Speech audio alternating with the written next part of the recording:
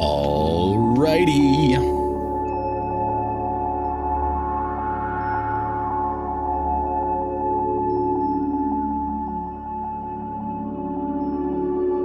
Okay, looks like we are live. Ladies and gentlemen, boys and girls, welcome back to another episode of the Mining Market Signal. I'm your host, Seth. This is the Mine Your Biz channel.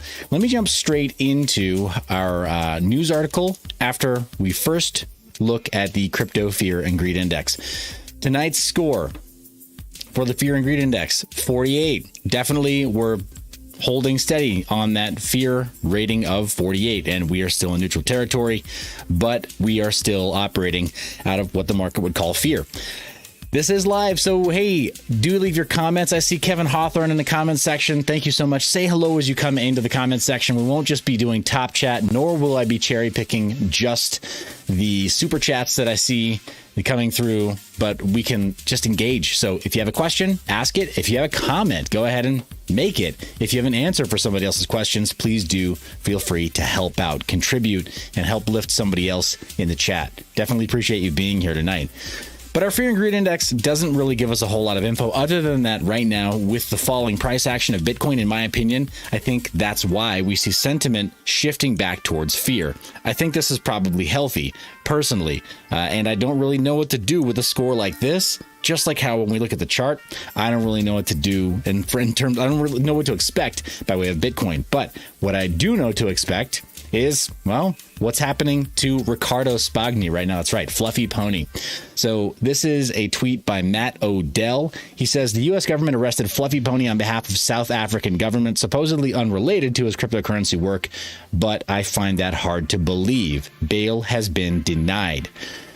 Now, to summarize the charges that are being mentioned against FluffyPony, Big Crypto Dave is in the comments saying, did Crypto Stash style your beard? No, he did not. In fact, I had the little curls right here. These naturally pop into my mustache after it gets a little too long. I probably need to trim everything back just a little bit.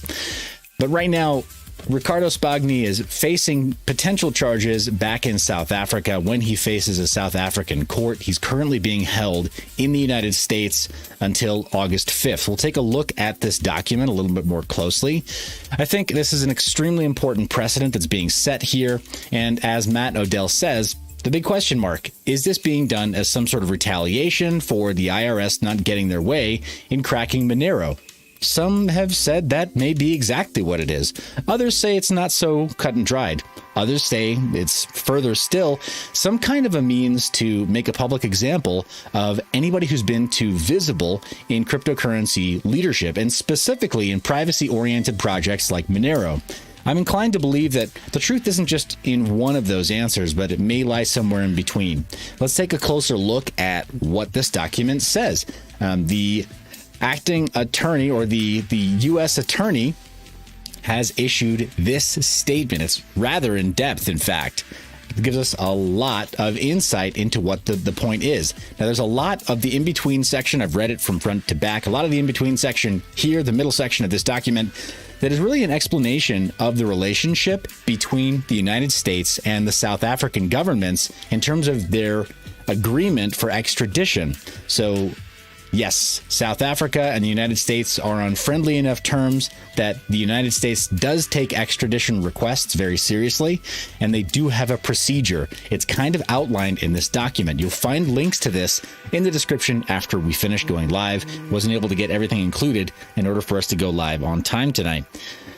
But it's fairly well laid out. The United States and South Africa have a rich history of doing this, and clearly the U.S. attorney was able to very quickly draft this up and come up with reasons that, in their estimation, Riccardo Spagni, or FluffyPony, is probably not eligible for bail, according to their interpretation of what the South African courts are bringing against FluffyPony. Also, I see Sam in the comments section. What's up, Sam? Thanks for saying hello. But taking a look at this document, we'll jump back to the very beginning. There's the beginning and the end really do help spell this out, but I want to go over this, guys. Some of the details in these proceedings, they matter. We can give some kind of a summary, and that's fine, but some of the details matter. Some of the verbiage in these documents really matters and really gives us a clue as to deciphering what the intent might be for a third party to go after Riccardo Spagni right now. As I understand it right now, there's a lump sum of money that he's accused right now, that it's alleged that he was implicit in defrauding somebody else of, right? So we'll take a look at that, take a look at some of the details a little bit more right here. It says, there you go, memorandum of extradition law and request for detention pending extradition proceedings. And Riccardo Paolo Spagni, aka Riccardo Paolo Spagni, and they want to extradite him. This was issued on the 20th of July. That's also the date that Riccardo Spagni's private jet was intercepted on its way to Mexico in a routine stop in Nashville, Tennessee. Apparently, that's when the authorities thought it would be best looking at the charter for the private jet and to intercept them there and say, all right, no further. But they intercepted him on July 20th. This is the first that most of us have heard of it, has been today, all the way in August. So he's been held for the better part of 2 weeks without much of the community knowing, and without so much as a public document like this in almost 2 weeks. Again, can't comment on the legality of that, but in my mind, I don't think I'd like to be in his shoes right now. I don't think any of us would. So definitely my heart goes out to him. I hope he's not in any way being mistreated or suffering in any meaningful way. I hope he's being treated appropriately by the authorities that are holding him, that are detaining him here in the United States. Certainly as a foreign national, I hope that he's not being mistreated in any way. It says the United States, in executing its treaty responsibilities, acting at the request of the government of South Africa, urges that the fugitive Riccardo Paolo Spagni be held without bond pending his extradition proceedings, pursuant to our code here. This memorandum summarizes the framework of U.S. extradition law and sets forth the reasons why this court order Spagni's detention. In short, Spagni cannot overcome the strong presumption against bail in international extradition cases. Specifically, he cannot meet his burden of showing that he poses no risk of flight or danger to the community. That'll come up later on. There's a definition for this that they give, because you may be thinking like me, what do you mean danger to the community? FluffyPony, in terms of his physical presence, yes, he's a big guy, but I think he's probably more inclined to hug you from the side and take a selfie with you than be a physical threat to you. He doesn't seem like the confrontational type. He doesn't seem like the physical or the fighting type. So when they say that he's a danger to the community, I find that difficult to believe at face value, but they explain it later on. Got some comments coming in live. John Clayton says, I read he was accused of stealing $100,000 via fake invoices from a former employer. That's not a bad summary. There's a little more to it than that, and certainly more of the facts and circumstances are laid out in this official document signed by a U.S. attorney, and that's why I wanted to cover it in detail. So it's a good summary. Let's take a closer look. But they say he could be a flight risk or pose a danger to the community, and that special circumstances exist warranting his release. Whew. The government of South Africa seeks Spagni's provisional arrest with a view toward his extradition to stand trial for fraud. That's the bottom line. They think he's done something fraudulent. On July 20th, they issued a warrant to arrest him of the aforementioned offense.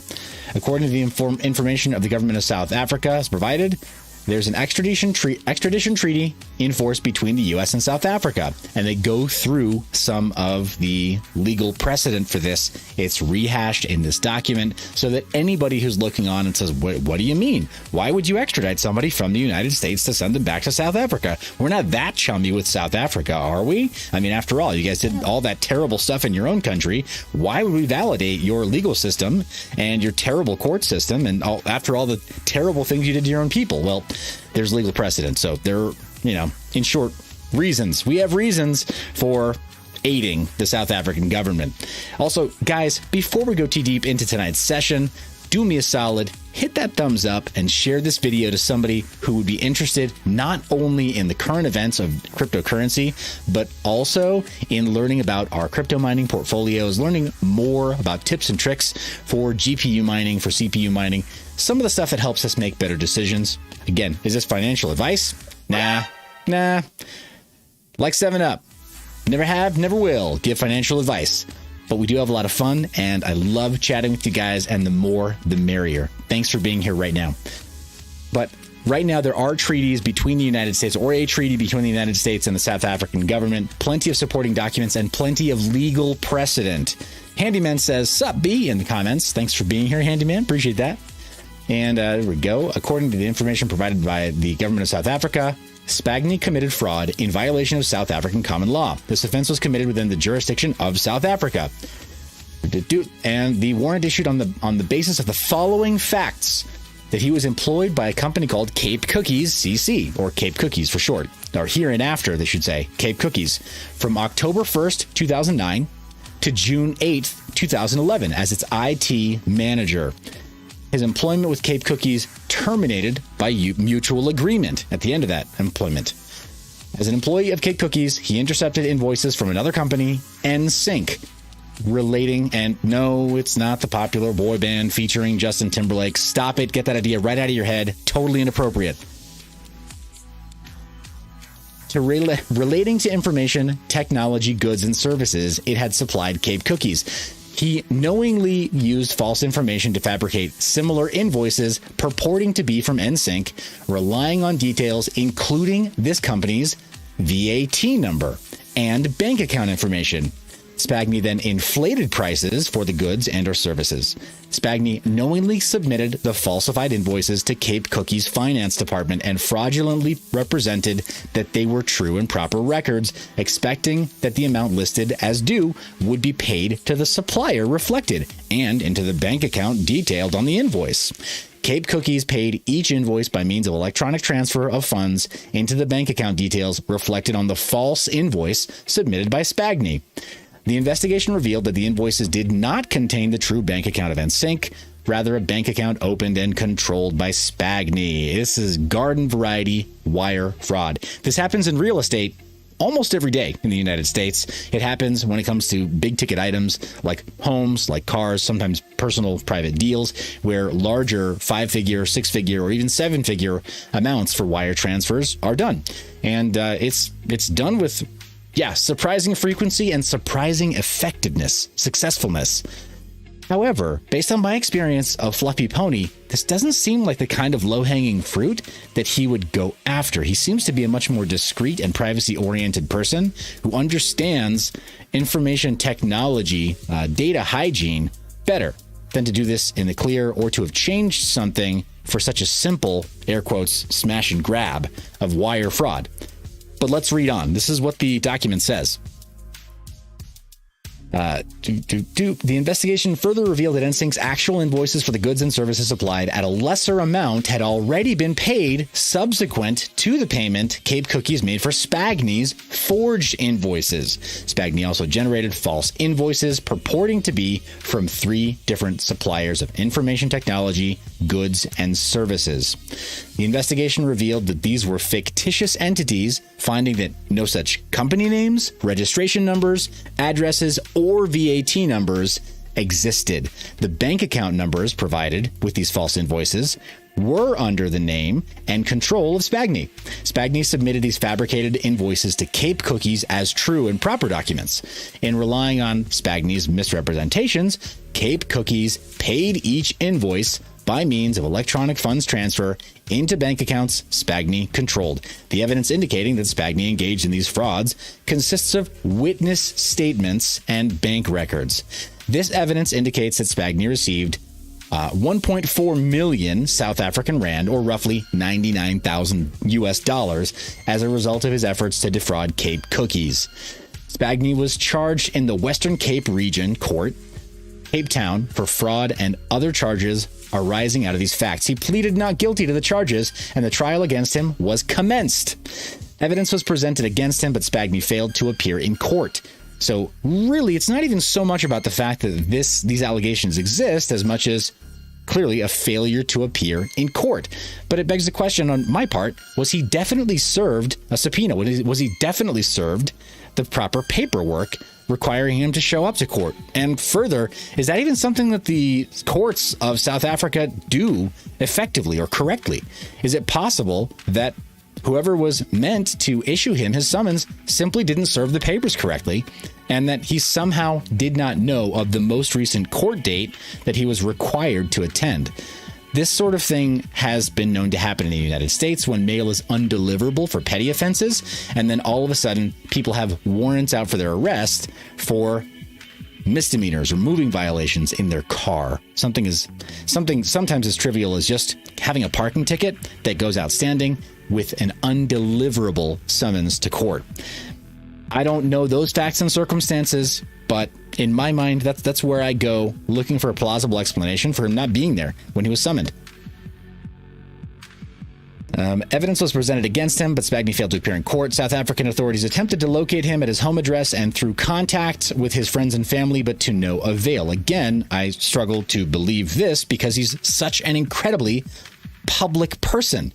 FluffyPony is on social media all the time. Try tagging him on Twitter. I mean, obviously not today, but anytime prior to July 20th, the year 2021, Spagni likely would have responded to a tag on Twitter or any kind of a DM on Discord or on the Matrix server or IRC.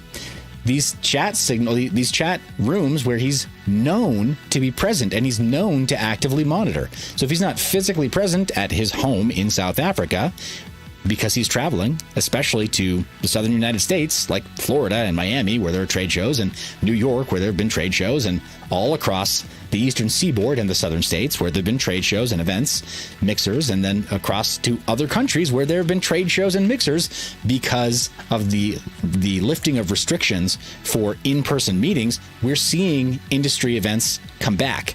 It wouldn't be a shock to know that he has not spent time at home throughout that entire duration. At least to me, it seems plausible that he would not have been home. They say it was to no avail. Further investigation revealed that Spagni had fled South Africa. Again, their words, to me, sounds like spin. Fled South Africa? This is a person who's known to travel on a regular basis.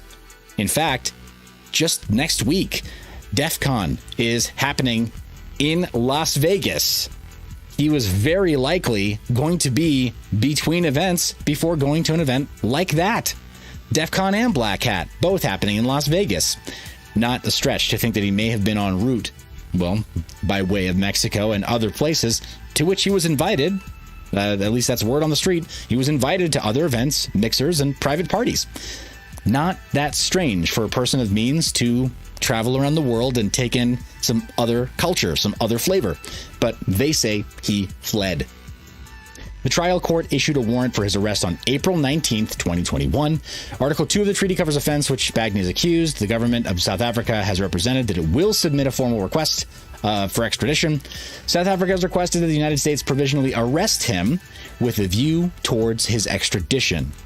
The United States, in accordance with its obligations under this treaty, filed a complaint in this district seeking a warrant for Spagni's arrest. The court issued the arrest warrant, and Spagni was arrested on the same day, July 20th. So clear, this is the sort of thing that happens when law enforcement coordinates and they do a sting, right? They just happen to show up at a refueling stop in Nashville, Tennessee, of all places, when he was in New York the same day, the same morning. Nope, this is coordinated effort, and this is federal law enforcement in the United States saying, okay, we will get the arrest warrant signed, and we will go pick this person up right before their charter on the flight has them set to leave U.S. airspace so that it looks like he is fleeing. This to me seems like that's the narrative playing out in my mind, right? More that there's some kind of coordinated effort to make it look as bad as possible. Well, where was this plane headed? Well, to Mexico. Oh, then you were fleeing our country too. Well, how can he be fleeing from South Africa and then fleeing from the United States? It just, the thing seems a little bit harebrained to me, just a little bit, but I digress. The court issued the arrest warrant. He was arrested the same day. He's currently in custody of the U.S. Marshals Service. Woo! And at this point, there's about a dozen pages laying out the framework here. Faded says hello in the comment section. He says, yo, all, hope everyone's doing well today. I hope so too, guys. I hope you're having a good day. Clearly, most of us are having a better day than FluffyPony right now. So if you're the praying type, maybe offer a prayer. Otherwise, let's keep him in our thoughts. This is a trying time. It's a difficult time for him, obviously. And we'll take a look at these allegations, right? They're right there. This is the official document that was produced by the U.S. attorney. But they talk about the limited role of the court in extradition proceedings. There's quite a bit here, requirements for certification. And then this is the legalese that shows why the treaty matters and why this can be served by U.S. Marshals, even though it's the government of South Africa that is pressing charges against criminal charges or criminal allegations, I should say, against FluffyPony, right? These are not charges yet, but they are allegations right now. However, so far, I don't know if it's totally appropriate to use the words, but I think about the word kangaroo, and I also think about the word court in the same sentence when I look at this treaty and I look at this little arrangement. It again, the whole thing just doesn't sit well with me. Don't know why. Not an expert. Are you? Do you have a strong opinion about this? Either way, let me know in the live comments right now. We're live right now, guys. Let me know so far. What do you think of this? Have you formed an opinion yet? Do we need to do more reading? Do you need to find out more? Do we need to wait until we see what happens in South Africa? I mean, worst case scenario, knock on wood.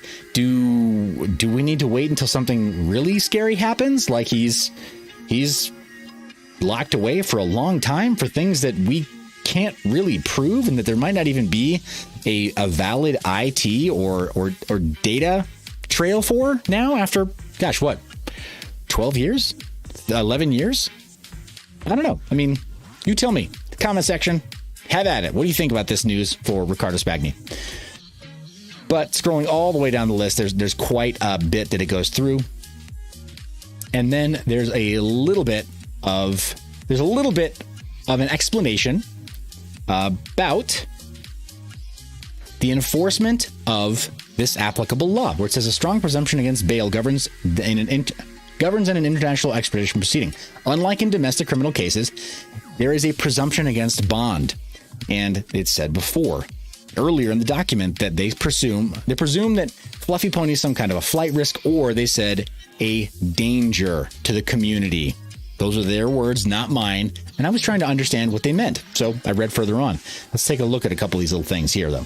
Because unlike in domestic criminal cases, presumption against bond, say any release of a detainee awaiting extradition is largely antithetical to the entire process. They basically, as soon as they get the U.S. on board with finding their guy, they say, hey, please don't let them post bail. Otherwise, what's the point, right? You're not going to bring them to our country. And I have to agree with that part of the process. However, their reasons are a little bit different. They want to, there you go, proper warrant. They're then under obligation to actually make the surrender. First make the arrest and then the surrender. And they're worried about him making bond because in their estimation, he has significant cryptocurrency asset holdings. So they think no matter where he is, he'll have access to money. We think we know what his accounting is, but we can't be sure. So he'll have access to money. Well, yeah, sure. Okay. Okay. Over $100,000 wire fraud case that frankly, based on what they said, witnesses from the time, this could absolutely be a smear case by a former coworker or just somebody who's planted as a witness from that time. That's not hard evidence. Anyway, and frankly, neither are financial accounts. It's entirely possible for somebody else to have put an inbound wire transfer number or an inbound banking information onto a document and then say, oh, so-and-so did that, not me. Right? How hard is that? Give you this piece of paper. Well, this box. What's inside this box? Well, bad things, but they're not mine. They're my buddy Rich's. They're Riccardo's. Wait, am I going to get in trouble for it? Yeah, they're his. See, not too hard. Well, in with that little scenario. But fugitives must be detained unless they establish special circumstances, and they wanted to make it very clear they don't think that he's a special case. We got Raven Boy Crypto saying happy Monday, Raven Boy Crypto. Golden Wolf giving us the thumbs up. Thanks for being here. On that note, thank you so much for hitting the thumbs up and sharing this video so we have more live comments. The more the merrier. So much fun to chat with you guys. Let's go ahead and invite our friends in. John Clayton says, this smells like a hit job. Painkiller says, well, I guess they can't go after McAfee, so they got to go after someone. Yep, it's entirely possible that now my video will be flagged because I said John McAfee's name. But you may well be right. Yeah, John Clayton, I think you may well be right. There may be some kind of a setup, some kind of a weird sting, or it's possible that, yeah, there are groups that are trying to make an example of cryptocurrency leadership, and in particular, Monero. The IRS issued at first a $600,000 bounty in order to crack Monero privacy. And then they doubled it. They doubled down when they realized there were no takers that could credibly de-anonymize Monero. The other night, was it last night? There was another person live streaming who I had to correct. As you know, I broke the news here on this channel based on the recent so-called exploit inside of Monero that can de-anonymize the decoy outputs of a recently received Monero payment that's then quickly spent in under an hour. But it doesn't reveal the addresses, and it doesn't reveal the amounts of the transaction. Only which transaction was the true transaction and not the decoys. So privacy on Monero is not fundamentally broken. And I'm pretty sure that burns up some three-letter agencies. So you may well be right. This may just be to make an example of FluffyPony and the Monero community. But taking a look at some of this, evaluating the fugitive's risk of flight in the extradition context, courts have considered, among other things, the fugitive's financial means, ties with foreign countries, and incentive to flee based on the severity of the offense. And it kind of seems like clearly they think there's some kind of risk of FluffyPony taking all of the hidden Monero that he has in his cryptocurrency his wallet that he's always keeping with him, with all of the Monero. It's a bearer asset, so he must be, as a criminal mastermind, he must be prepared to take that Monero and flee to St. Kitts and Nevis, or to the British Virgin Islands, or to some other parts unknown in the world. Clearly, because he's traveled, that must be what he's planning as a criminal mastermind. Oh, well, that must be what they presume. And this is why they have this provision between these two countries, the United States and South Africa. They think there could be a risk with some people. They issue some kind of this kind of a warrant for. A well-educated and sophisticated fugitive facing serious charges in a foreign country had both the incentive and liability to flee, and therefore presented a flight risk. Ooh, there you go. And crucially, the special circumstances inquiry is separate from and additional to considerations of the fugitive's flight risk and danger to the community. There that phrase is again. Danger to the community. Danger to the community. Guys, think about that. What could that possibly mean? Danger to the community. How could a former project maintainer, who, mind you, hasn't been the project maintainer of Monero for almost 2 years now, somebody who formerly assisted in making decisions about which pull requests to admit. He didn't actually code the entire thing himself. It was based on the work of a lot of other people, not FluffyPony, and certainly not FluffyPony alone. What kind of danger to the community does he pose? And which community? What are they talking about? In what way does he pose a danger to the community from previously having said, oh, a pull request, merge, or, approved? How is he going to hurt anyone? How is he a danger? Let me know what you think that could possibly mean, guys. What do you think?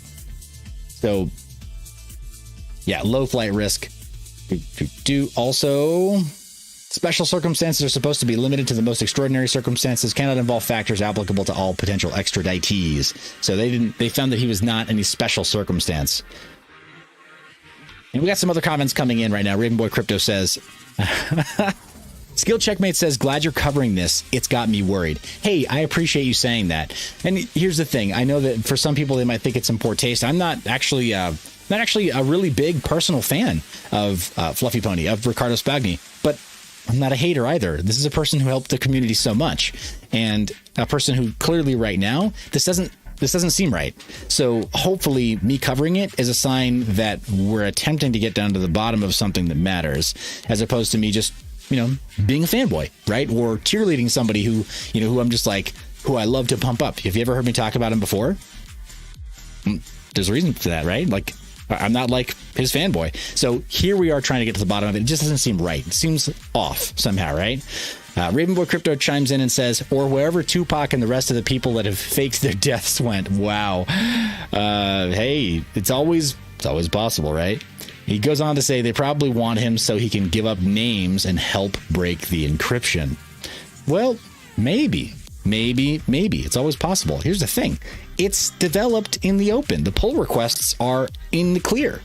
All of the code that governs every one of the actions of Monero, the entire code base, it's open source. That's why you could fork the Monero code base right now and make your own privacy coin. If you recall, on this channel 3 years ago, we forked Turtle Coin, which is not Monero, to be clear, but it's a closely related project. We forked Turtle Coin live on this channel and made our own little joke coin called Canary Coin, set up seed nodes, and made it live. We could mine it for about a day, and then I took it down.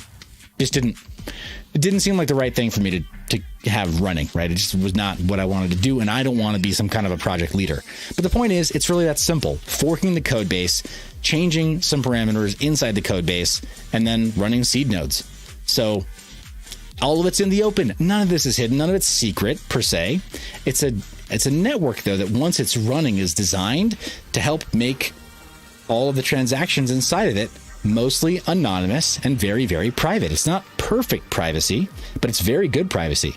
So, yeah, you'd have to fundamentally change the thing in order to give anybody a backdoor, and they designed it that way on purpose.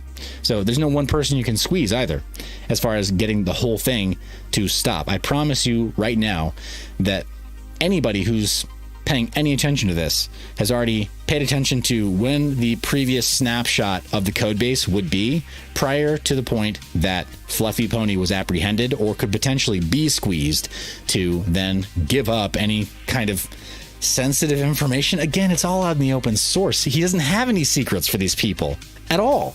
He doesn't even have admin keys to the repository. So he could give them an old admin key, an old SSH admin key that he would use to log into the repository to push changes, and it would do them no good. So that's not even an attack surface that they have available to them. I don't really understand if that's the reason. I don't really understand. So at any rate, Painkiller says, I mean, holy cow, this dude has been locked up for 2 weeks now for invoice fraud at an effing cookie company. Yeah, right? And then Skill Checkmates goes on to say, hopefully Fluffy can't dox any of the Anon adebs. Well, that's maybe what has yet to be seen. And fingers crossed that's true, right? Being somebody who isn't anonymous in this space carries a certain liability. Certainly people who go by their full name, Crypto's News and Omar Bam, who is very much in the open. I've been very much in the open myself for a long time. Many people who trade on their own name. That can be a really scary thing if you create anything in the space that other people find valuable, and that then you get, turned over to the police or to the authorities as a bad guy somehow, right? It gets reframed with you as some kind of a bad guy or Bond villain. So let's hope that, there's not too much access to Anon devs and that FluffyPony isn't carrying too many secrets for people. That's the whole point of privacy by default, by the way, folks, is that networks like Monero, for example, they don't hold secrets for you. They're not exactly forgetful networks either, right? But they don't make it obvious where secrets could be kept, and then they obfuscate for everybody else, for the benefit of all. A lot like cash. I carry cash in my wallet. I think everybody should. If you're a believer in fiat currency at all, then I'm of the opinion that you should be okay with trying out cash, right? Effective fiat currency, paper bills. If it's not in that format, then what are you really doing other than giving somebody else your keys, right? The keys to your account in a digital account where they can drain it to zero or shut it down. I don't know. I think there's a very close example there between cash and digital cash that's fully fungible and private. So Zotrak asks, missed the start. On what charges was he arrested? Well, they say here there was fraud. You're going to have to watch that at the beginning again, or just jump back and then skim through. We got Vorn saying, hey guys, what's going on? David Lee jumping in saying, hey all, sorry I'm late. Good to see you here. But it says the court should detain Spagni without bond because he poses a flight risk and is a potential danger to the community. First, Spagni has a history of failing to appear and evading justice. I'm sorry, what? A history of failing to appear? A history of evading justice? What? If by a history of failing to appear, what they mean is when he was first summoned for this and he just recently failed to either be served correctly by their court or receive correctly that summons or that subpoena, then that's very, very recent. They haven't, in this document, as far as I can tell, maybe I'm missing something, but I did read through it. They haven't been able to prove, to my understanding, that he has some kind of a history, right? Or a repetitive history, or some kind of an ongoing pattern of failing to appear in court. And then a history of evading justice? I'm not sure what that means. And they haven't really laid that out in this document. At least not to somebody like me who's looking on and saying, this document represents everything you know about it. You're laying a foundation here for why you're doing what you're doing. And you haven't really showed me that this guy has a history of failing to appear in court and evading justice. This seems like spin, which is weird considering they should just be stating the facts and circumstances. But these facts are not present on this document, as far as I can tell. Guys, if you take a look at it and you think that you have found it, then by all means, correct me. I would love to be proven wrong in this case. And I just left a link for you in the live chat to this document. It's a PDF on courtlistener.com. But this is this was the published document the moment that it was made public. So you can follow along at home. It says he failed to appear for trial at the Cape Town Regional Court in the matter underlying the instant request. Well, yes, we know that, but how recently was this? In April? What was going on in cryptocurrency in April, folks? Were we having any kind of events anywhere? Is it possible there are places other than South Africa that people who are involved in cryptocurrency may have wanted to be? I suspect there were. Harken back. Think. Put on your thinking caps and jump back in time.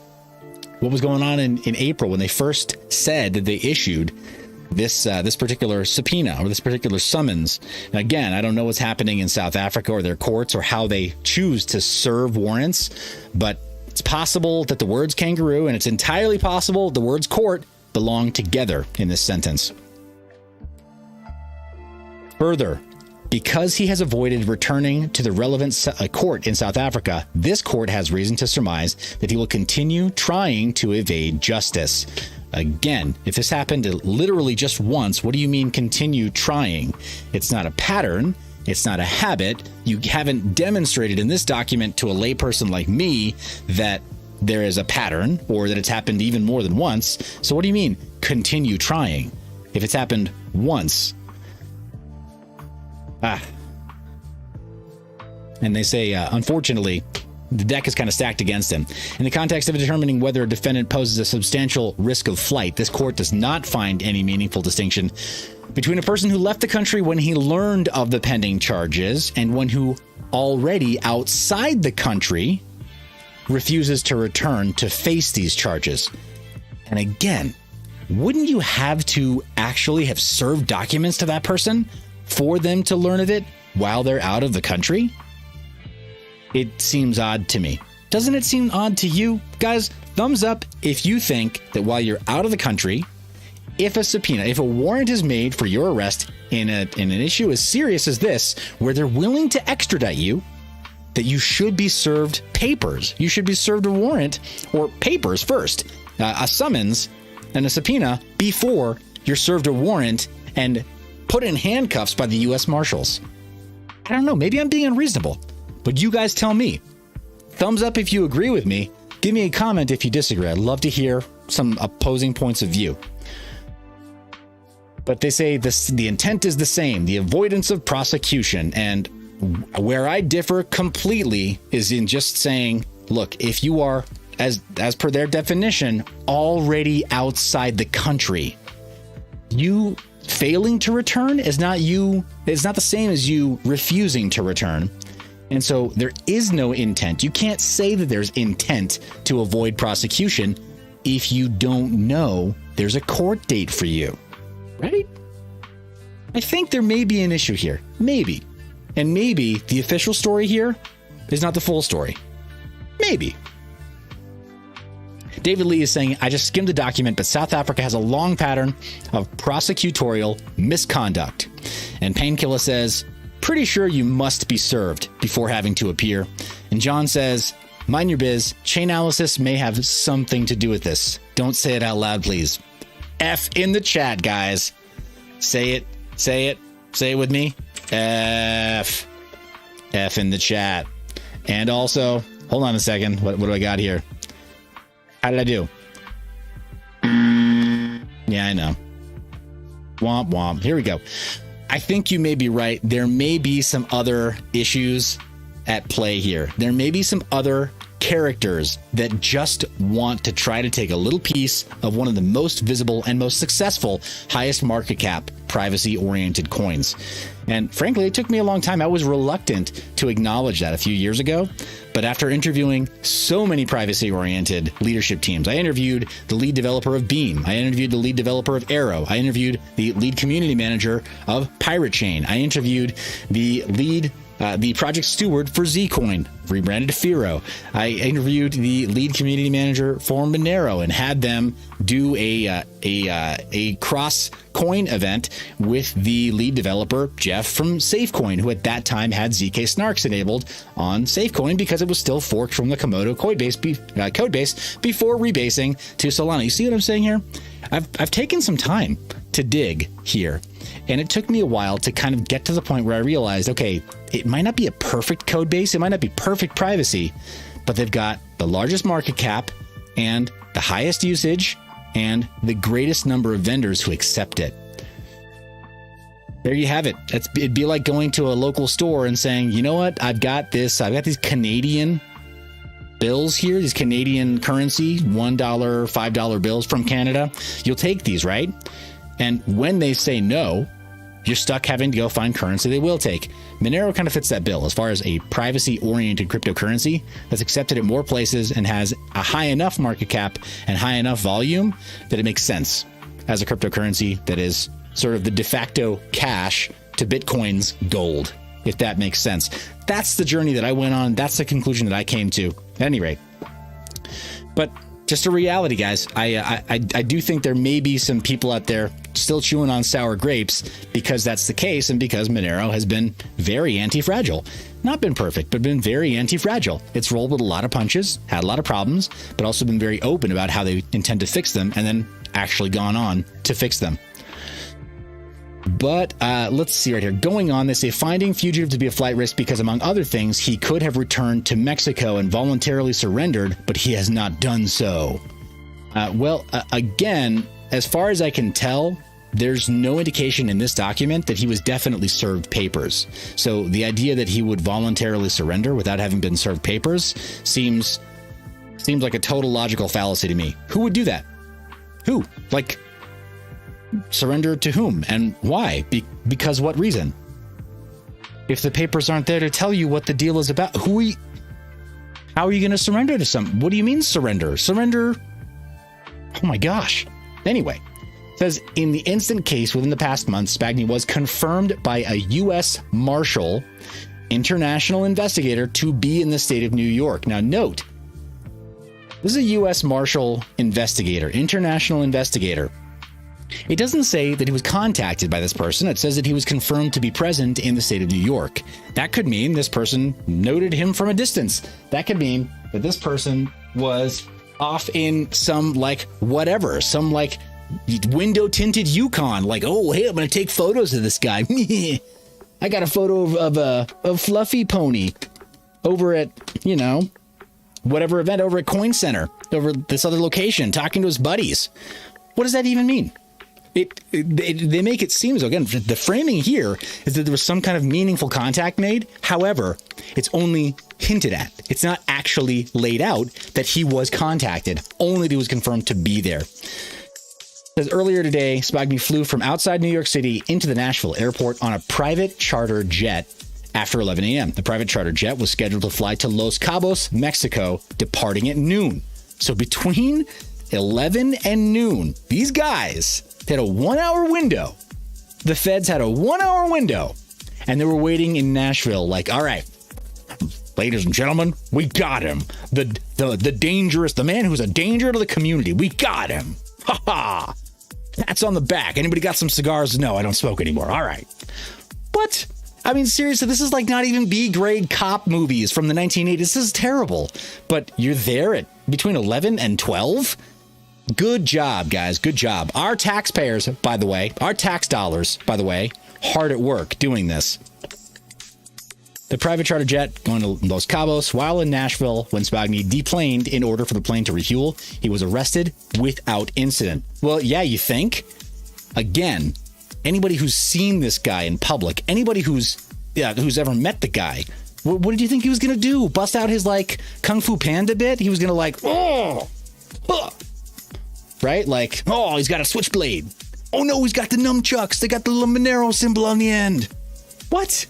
Come on, man. Of course he's not going to put up a fight. Of course he's not going to be violent. Of course he's not going to harm anybody. That's not his MO. He's been in the public eye for a number of years. This is not something that fits. So, yeah, of course it was without incident. The U.S. Marshals show up to take you off your plane, too, when you're about to connect and go to Mexico, right? You're like, oh, my gosh, I'm like totally ready to relax on the beach with something cold in my hand. You can almost feel it. Because you know in 60 minutes you're about to get back on that plane and, again, relax, take off, and then you're going to, when you land, you're going to see the beaches of Mexico. And then the U.S. Marshal shows up with a giant, like, eggplant emoji for a head, right? Like, come with me. Yeah, right? No. Yeah. They say second. This is their reasoning. Spagni has strong incentive to flee. Now that he is aware that South Africa seeks his extradition from the United States, and again, I can't see in this document where they actually make it clear that he is aware. But that's the claim at this point. He has strong incentive to disappear, whether to a third country or to an underground location within the United States. As noted above, the upcoming extradition proceedings have limited scope and afford Spagni few rights, and they are right about that. Good grief. The agreement between the United States and South Africa is abysmal. It is embarrassing for the United States to be party to this, to have agreed to the accords between South Africa and the United States. I'm ashamed. I'm ashamed that at the federal level, we agree to treat others from around the world this way, especially others from developed nations where we are, we say we're allies. We say we're friends. We say that we want to protect our interests. Visas, for example, visa application, very easy for people from these countries. And we treat our friends like this? Really? If you went to somebody's house and they treated you like this, would you be friends anymore? Yeah, I don't think so. Right? So, as noted above, the upcoming extradition proceedings have limited scope. He has few rights. The government's burden to establish extraditability is relatively light. So, again, based on hearsay, oh, we have a witness from that time. Okay, can you give us any info? What's the witness's name? This person can't, they can't even know the name of their accuser. They can't know anything about any of the details of the case. Nothing at all. In fact, in the document, they make it clear that when he goes to court, he can't even bring evidence that goes against the allegations. He can only, air quotes, bring evidence that explains his part in the allegations. That would be like me asking you, so why did you murder your wife? And you start to say, well, I didn't murder my wife, sir. And I go, no, hold on. You can't really say that. That's against the rules. According to our laws here, you can't say you didn't murder your wife. Hold on. See, this guy's new here, everybody. Hold on. You can't say you didn't murder your wife. All you can do is explain your involvement based on what I just told you. So again, I'm going to ask you, why did you murder your wife? It's really that draconian. It really is. These are terrible laws. The fact that our country is party to them and facilitating and abetting in them is shameful. Absolutely shameful.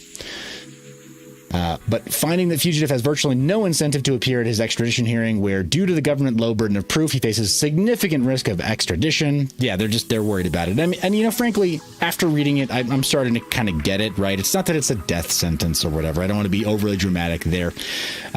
But But it is one of these things where it's like, look, if knowing what I've learned now, if I thought I had any reason to be afraid of the South African government trying to extradite me for some kind of crimes they believe that I had committed there, I'd be a little bit concerned. Yeah, I'm going to start setting up some Google alerts. I'm going to start Googling all the countries in which I don't want to have to deal with extradition. Now, granted, I'm not national there. Thank goodness. I'm natural. Like I'm born and raised in the United States. So my citizenship is secure. And for now, I won't be extradited to any other place like this.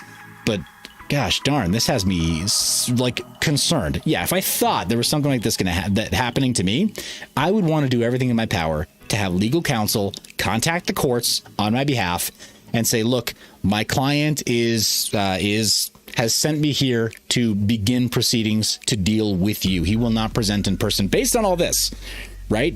Based on what I'm reading here, I think I do kind of get that, but the language just seems so incredibly absurd to me. The assertions and the allegations that they're saying, it's crazy. David Lee says, geez, I went from a light chuckle about the Monero chucks to shaking my head about our corrupt system of laws and enforcement. Seth hits all the high notes. LOL.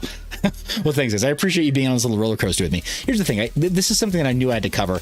Again, in solidarity with the community. It's not that I'm like a big FluffyPony fan. I'm totally not. In fact, if anything, I've got some interactions between him and me on Twitter that are maybe a little bit like crusty and abrasive. Not outright mean or anything. Not outright antagonistic. But, we're not like buddies. He doesn't call me. I mean... Yeah, so it's just an injustice, and it doesn't sit well with me, and it's going to it looks like it has the potential to affect a lot more people. And I kind of feel like right now, in this last week, we're talking about the infrastructure bill here in the United States. This is just a 1-2 punch that for me, my breath is taken away, right? I'm just like, how are we letting this happen? Because these are fundamentally political and legal problems where us voicing our opinions to people who can help shift the legal and the law enforcement framework, we might actually stand a chance of seeing some change here. So hopefully there's something that can be done in that respect in South Africa as well, and in changing the nature of the extradition requirements for South Africa, because this looks crazy to me. Anyway. I don't have a solution to that yet, guys. Maybe we'll be able to drill down deeper over the next couple of days and find something out about it. Mark Allen chimes in, says, sounds like his rights were stripped away. David Lee says that's 100% unconstitutional. And Faded says more like guilty until proven innocent. Yeah, that's what it looks like, right, guys? On a lighter note, Mark Allen, you already saw this in our community tab, but check it out. There's that topper. Oh, here it is. So this is a custom one-of-a-kind laser topper that gets attached. Like, I'll be sending this and the mounting hardware to you, so you can bring your own Raspberry Pi and 2.5-inch drive, and then all this hardware will just sandwich it in. We'll also send you a thermal pad for underneath so it doesn't make contact to your 2.5-inch drive, and then it will be tension set inside, and you'll have a little captive Raspberry Pi with all this storage totally attached in one unit. So I'm looking forward to sending that to you. I'm getting all of my bulk mailers done for my e-commerce business in the next couple of days. So that'll go out with everything else that I send out there. But thank you guys again for bringing us to 10,000 subscribers. And Mark Allen, I'm so excited that I get to give you a cool gift. Really, this means a lot. This is our happy 10K. That little hole right there, you see the little tiny holes on the side? What it is meant to do is, if you want to, you don't have to, but if you want to put heat sinks on your Raspberry Pi and get yourself a 30mm fan, you can mount a 30mm fan to that hole, and even though it's got the B right there, it's also a functional vent for you to cool off your CPU. So up to you, but yeah, have that mounting hardware and this sent your way really, really soon. I did get that email, so thank you for reaching out. All right, guys, really, I appreciate it. We're going to do some more fun stuff like that in coming milestones when we hit, I think, probably 12.5K, and when we hit 15K, etc. As we grow together as a community, I want to definitely make more of this. This can't be bought. This will not be available on the store. We're never going to have a design quite like this. This is only going to Mark Allen. So thank you again. All right, guys, jumping back into this, we're going to finish up. This is about almost the last part of it right now. This is we go He's facing serious criminal sanctions in Thailand, which in fact provides him with strong incentive to flee. Now, I wasn't aware of that. Now, the possibility of there also being some kind of an issue in Thailand may make this case seem stronger, may make it seem more weighty. Not really sure. But they say a substantial amount of time Spagni potentially faces, if convicted, increases his risk of flight. According to the information South Africa has provided, the offense which Spagni stands accused carries a potential penalty of up to 20 years imprisonment. And again, based on just what I can read in this document, I kind of feel like what they've presented just looks flimsy. It looks bad, right? Saying like, oh, well, there was a witness. Well, do you have to prove? Does the government of South Africa have to prove? Do they have to provide names, dates? Do they have to show even half of the evidence that they allege is there? Or do they have to just say, well, we have this evidence and it looks like it's witnesses plus bank statements? Is it that? Is there not some other fine? Will there not be some other halfway point? Or is the entire point to rattle the saber, right? Say, oh, we can get you. And then, look, it could be 20 years in prison. And then say, as has been suggested in this chat, now give us the names of all of the Anon devs. Or give us the private keys to this account. Or make sure that we know how to access the code base, which all those three things sound ridiculous, right? Based on what we know of cryptocurrencies, they sound like unenforceable commands, right? Even if they're a lawful command by a law enforcement professional, if somebody told you to do that, you or me would be like, the Anon devs, how am I going to know? The private keys? I can give you a view key to my Monero wallet. I can give you my private keys or my seed phrase to one of my wallets. Which one do you want? Point it out on a blockchain and maybe I can help you. Right? We can do that. But then, and also like, okay, you want some meaningful access to the code base? It's there in the open. Have it, knock yourself out. Please, if you're going to make FedCoin, make it based on Monero. By all means, make it more like digital cash. Like, please. Anyway, seems weird. So 20 years imprisonment. They believe that they say he's facing serious criminal sanctions in Thailand. Again, got to look that up. Flight risk in part based on potential sentence of approximately 8 to 10 years of imprisonment. I think these are the definitions. The definitions at this point, that's what they consider a significant flight risk, is if there's a minimum of 8 to 10 years imprisonment as a possible sentencing. And they say the length bears on a defendant's flight risk. Here we go. And this also was kind of sad to me. They say, additionally, Spagni is believed to have significant cryptocurrency assets that would enable him to flee. So it's like, oh, well, according to the travel rule, he can't have more than $10,000 cash on his person. So, but what we understand about cryptocurrency, we're finally starting to understand this about cryptocurrency. He could have more than $10,000 in cryptocurrency. Bitcoin, Litecoin, Ethereum, Monero, whatever it is that he wants, he can have more than $10,000 of that with him and not violate the travel rule per se, because it's not viewed exactly the same, but in a way violate the travel rule. They're aware of that. They also go on to say in the document, he has those significant crypto assets, but also has a watch valued at $800,000, right? Where it's like, oh, so for a fact he's just toting this watch that is worth $800,000. That's his favorite. It's his daily driver. Let me ask you guys, if you had a watch that was worth almost $1 million, would it be your daily driver? Would you literally wear it everywhere? Would you literally wear it with you on flights where you think there may be a risk and going to developing nations? You think there may be a risk to your person? I don't know if I would. I mean, it's not a bad idea as a sort of like backup plan if you need to liquidate something, but still, it seems kind of odd to me. Got some other comments coming into the comment section, guys. Got Prudific saying best awards for best backgrounds of all time. I'm here. I'm ready for my award. Thank you. He says great. And Nemesis is in the house saying, yo, good to see you, Nemesis. Very good to see you indeed. We got the bad news here about FluffyPony, but they say he presents a danger to the community, and they finally go on to explain it, guys. Remember at the beginning of this video, I said, danger to the community. What does that mean? How is FluffyPony a danger to the community? They explained here. it may, at least in some cases, encompass pecuniary or economic harm. Economic harm? He's a danger to the community because of causing economic harm? Huh?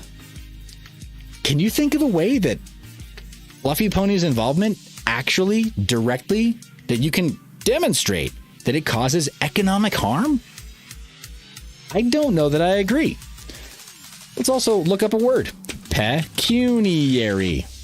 Because I'm illiterate. Of or relating to money. Requiring payment of money. Relating to money as pecuniary affairs or losses. Okay. Well, there you go. Economic harm. That's why he's a danger. He's a danger. He's a flight risk and he's a danger because he's going to cause economic harm out in these streets. That FluffyPony causing economic harm. He's dangerous. Gosh darn it. U.S. Marshals, go and grab him. I don't know, guys. I don't know. I don't think I've seen that. But at any rate, we say the risk of flight that Spagni poses standing alone is sufficient for the court to deny any forthcoming application for bail. Even if the court were satisfied that Spagni poses neither flight risk nor danger to the community, the government is unaware of any special circumstances that would justify bail in this case. And for the foregoing reasons, the United States requests that Spagni be detained pending resolution of this extradition proceeding. Signed, respectfully, submitted, Mary Jane. That's a hilarious name for a U.S. attorney. Mary Jane?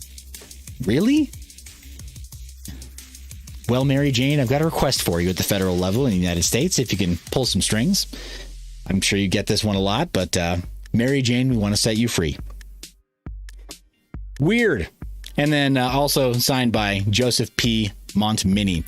Obviously, we can tag these people on Twitter and say, what's going on? Why would you do this? Is he really in any way an actual danger to the community? Do you really think he's a flight risk? But it does seem like it's kind of flimsy and like there's not really much fighting against this. At any rate, guys, that's a news item that I just thought we absolutely had to cover right now. Wanted to make sure that people who take a look in the next 24 hours that they have an opportunity to get a more in-depth view. And then, of course, my commentary on this document. This is the official document, as you saw there. We've got a link in the description of this video. There's a link in the live chat as well. You saw that scrolling past, so you can take a look at that. And thank you to Matt Odell. Thank you to Justin Ehrenhofer. Thank you to Seth Simmons, all members of the community who helped to disseminate this news and helped to make it more clear that this has happened, right? I think that awareness is totally warranted when it comes to cryptocurrency projects potentially being targeted and being told that, like, immediately framed as fugitives from justice and flight risks only because they're associated with cryptocurrency. And so it's sort of understood that government agencies may not know whether or not they hold cryptocurrencies, and for that reason alone, they just think you're a flight risk. So founders, project founders, lead developers, anybody who's not anonymous, anybody who's out in the open at all, just be aware. We now live in a world where the U.S. Marshals will willingly comply with other countries just because you have cryptocurrency. Tax dollars hard at work. So thanks to these folks. Anyway, back to our regularly scheduled content. Let's talk about the markets. Back at a fear and greed index of 48, which is down, but we're still neutral and holding for 48 from yesterday. That's the most up-to-date info there.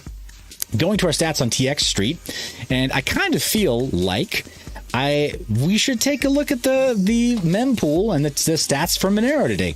What do you think, guys? Let's go ahead and do that today. Let's do this one for FluffyPony, okay? But right now, taking a look at Ethereum first, we see that our median ETH transfer fee is $2.02. We see the current transaction loading up to 39 or 40 Gwei, with the average median gas price being 40 Gwei, 40.34 Gwei. We got some comments coming in as well. Guys, thanks for saying hello. Gallo saying hola, hola. Reading backwards, Kyle says, why? Deadwood says, hello all. And Sam says, this is a real example of the fairlessness of life. You know, it's You may hear a phrase from me that fare is what you pay to ride the bus, right? Fare is what you pay to cross a bridge. Yeah, life isn't fair. That's true. It's not fair. However, we do try our best with systems of government for as long as they last and for as long as we have any meaningful voice. We do try with systems of government to make sure that we're at least not abusive. It might not be fair, but I think it is a meaningful ideal. I think it is a worthy ideal for us to at least try to do less harm, at least try not to be abusive to people who we disagree with, to people who are different, and to people who are otherwise not doing harm themselves, who are not committing acts of violence or dangerous, genuine danger and harm towards others. And if we allow our government to do that with our tax dollars, we are complicit. Full stop. Right? We voted and then we paid them. They're doing what we told them, and they're doing it with our money. I think we have a responsibility. I do, on some level. It's not fair, but we can do better. Just my take on it. All right, so reading back to the comments, David Lee says, thanks for getting us up to speed on this, Seth. Hey, I really appreciate that. This was important to me, and I really do feel that way, guys. My wife worked at Ron Paul's Super PAC back in the day while we were living in Texas, and after Ron Paul captured my attention in 2006, my wife and I really didn't look back. Right, there are some things that we can improve around here. We can clean up. We really can. I strongly believe there are some things that are not beyond salvaging, some things that are not beyond repair. Other things maybe, but there are some things that we can still do. And stuff like this kind of gets my gander up when I see somebody be treated in a way I think is unfair. But on the Bitcoin mempool, we got a median fee of 26 cents. Mempool count just over 1,200 transactions.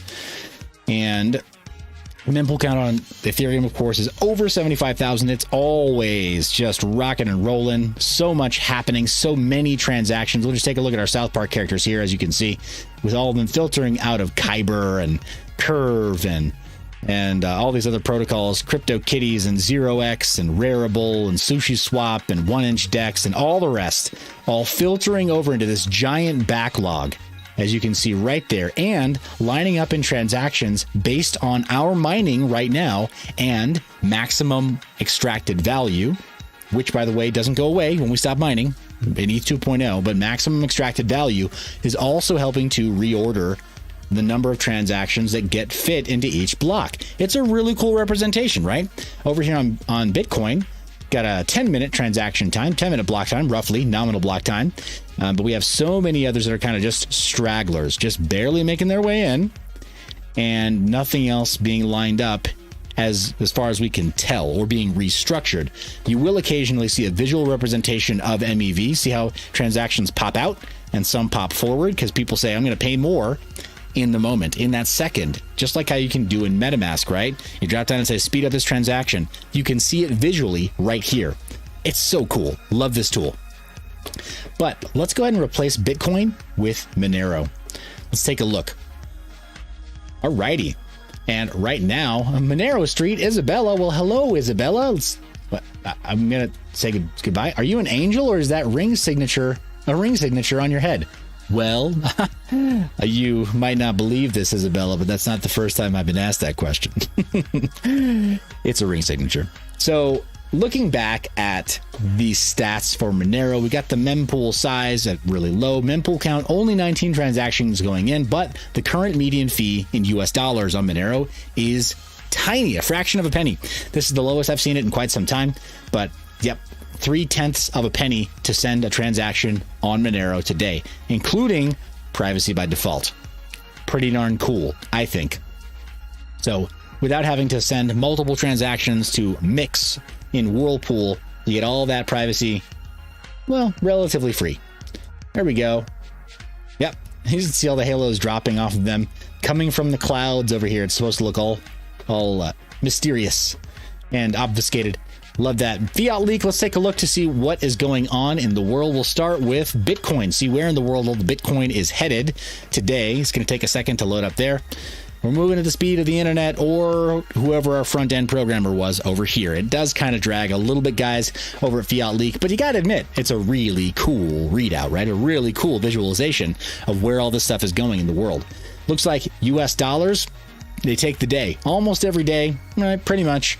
Crypto is the province of US dollars, right? Our fiat tends to move a lot of markets. That's why you got USDT. That's why you got USDC. And of course, it doesn't really help that the EU has a regulation against the euro being turned into a digital representation or a tokenized representation in a cryptocurrency. That's why we don't have euro stablecoins. Kind of a bummer. Be cool if we did, right? Be a very strong currency to use. But we do have fiat currency coming out of the EU in the form of the euro that's also buying Bitcoin right now. And the recent dip, I think, is probably getting more people to buy. There's our Thai baht going into Southeast Asia. There's our British pound. And I think that's the majority right now. Nope, we've got some rubles as well. Russian rubles making their way in. Korean won. Big purchases coming in from Korea there, as well as Japanese yen. I think maybe we're just getting caught up to the current state of the chain. Looks like Turkish lira as well. Is that our Turkish lira? Yep, Turkish lira is going in. The whole world buying some Bitcoin right now. Let's take a look at our ETH overlay as well. Figure out where in the world all the ETH is going. See our trades real time there. And Anonymous Miner says, hello, mine your beard. It's true. I do mine with my beard. In fact, I try to grow it out just enough that it's like got the cushioning of a helmet, but on the front of my face. So if I trip and fall, I bounce. It's a safety mechanism, is what I'm saying. I can't wear that little foam helmet my parents gave me when I was a kid anymore, but this works. So the ETH is mostly USD. We've also got Korean won, plenty of other stuff, plenty of other fiat currencies as well. Aussie dollar, euro, but it looks like really no USD. It's very, very heavy in USD. I'm surprised. Typically, we see a lot more euro as well. And in my estimation, a lot of that comes from Swissborg, which is available only in EU states and very popular in Great Britain. Swissborg apparently offers fairly high yields. It's a bit like Celsius or like BlockFi, maybe Nexo, but for members of EU states, and allows for the stablecoin DAI, which is in part backed by USDC, but very popular service. And I think it's largely because of Swissborg that we see more of the DeFi-oriented coins, right? Your Ethereum going there in EU. All right, this is speeding up a little more. Maybe we're also catching up at this point, but it looks like primarily USD, Euro, Korean won. Nope, I lied. Thai baht and Turkish lira again, making it on stage. Thai baht flying out of there. Very, very cool. Clearly, the people of Thailand are awake and they are hungry for crypto right now. Let's take a look at one more coin. Again, this is sort of our very Monero episode in solidarity with FluffyPony and the team there. Monero is down about the same as Bitcoin, so still very clearly correlated to Bitcoin at the moment. And we've only got USD and Euro that are shown here, likely based on some of the centralized exchanges that track their purchase orders, right? That track their order books. Let's see. Anonymous says, we got 30 thumbs up. Come on, people, smash that thumb for our boy. Thank you so much. I appreciate that. And I agree. You can smash one thumb, but you can't smash two because that cancels out the other one. But you can do it. I believe in you. Thanks, guys. We're finally seeing some money come out of the USD side here, but again, we're kind of limited to centralized exchanges. And that's the beauty of Monero, right? Is that we can't tell where else in the world Monero is being traded. Much of it is also being traded OTC, cash transfers, right? Cash fiat transfers for somebody else's, air quotes, digital cash.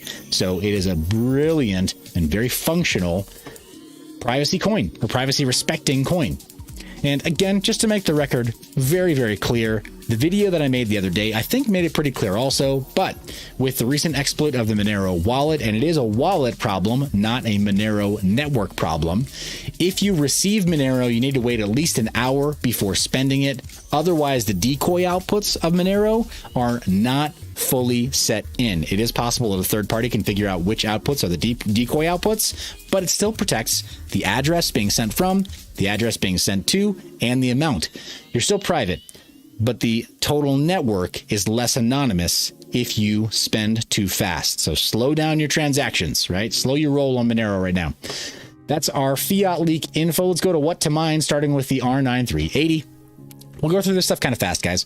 R9380. This is our very old Team Red card. We're at 14 cent power, volume of over 1 Bitcoin per day, profitability and difficulty for revenue, an average of 7 days.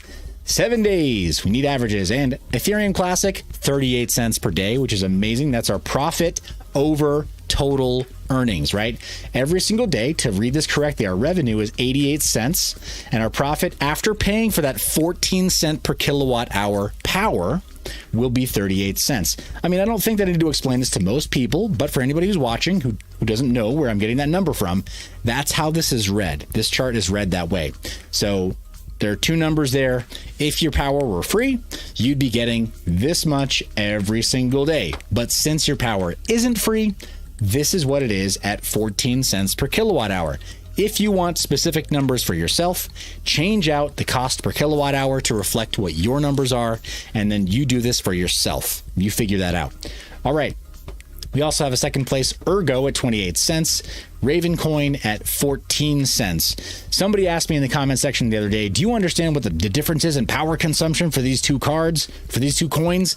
And I just kind of had to laugh. Well, yes, Kapow is a much more core-intensive algorithm, and it does tend to use more electricity because of how much more core-intensive it is. But if you really want to, you can always overclock what you need to, right? The part of the core that you think is appropriate for your card, and you can undervolt it to get it to consume less power. In fact, Bits Be Trippin' did a video on that for the older 4 gig Polaris cards. I think it's a very, very practical video that he made.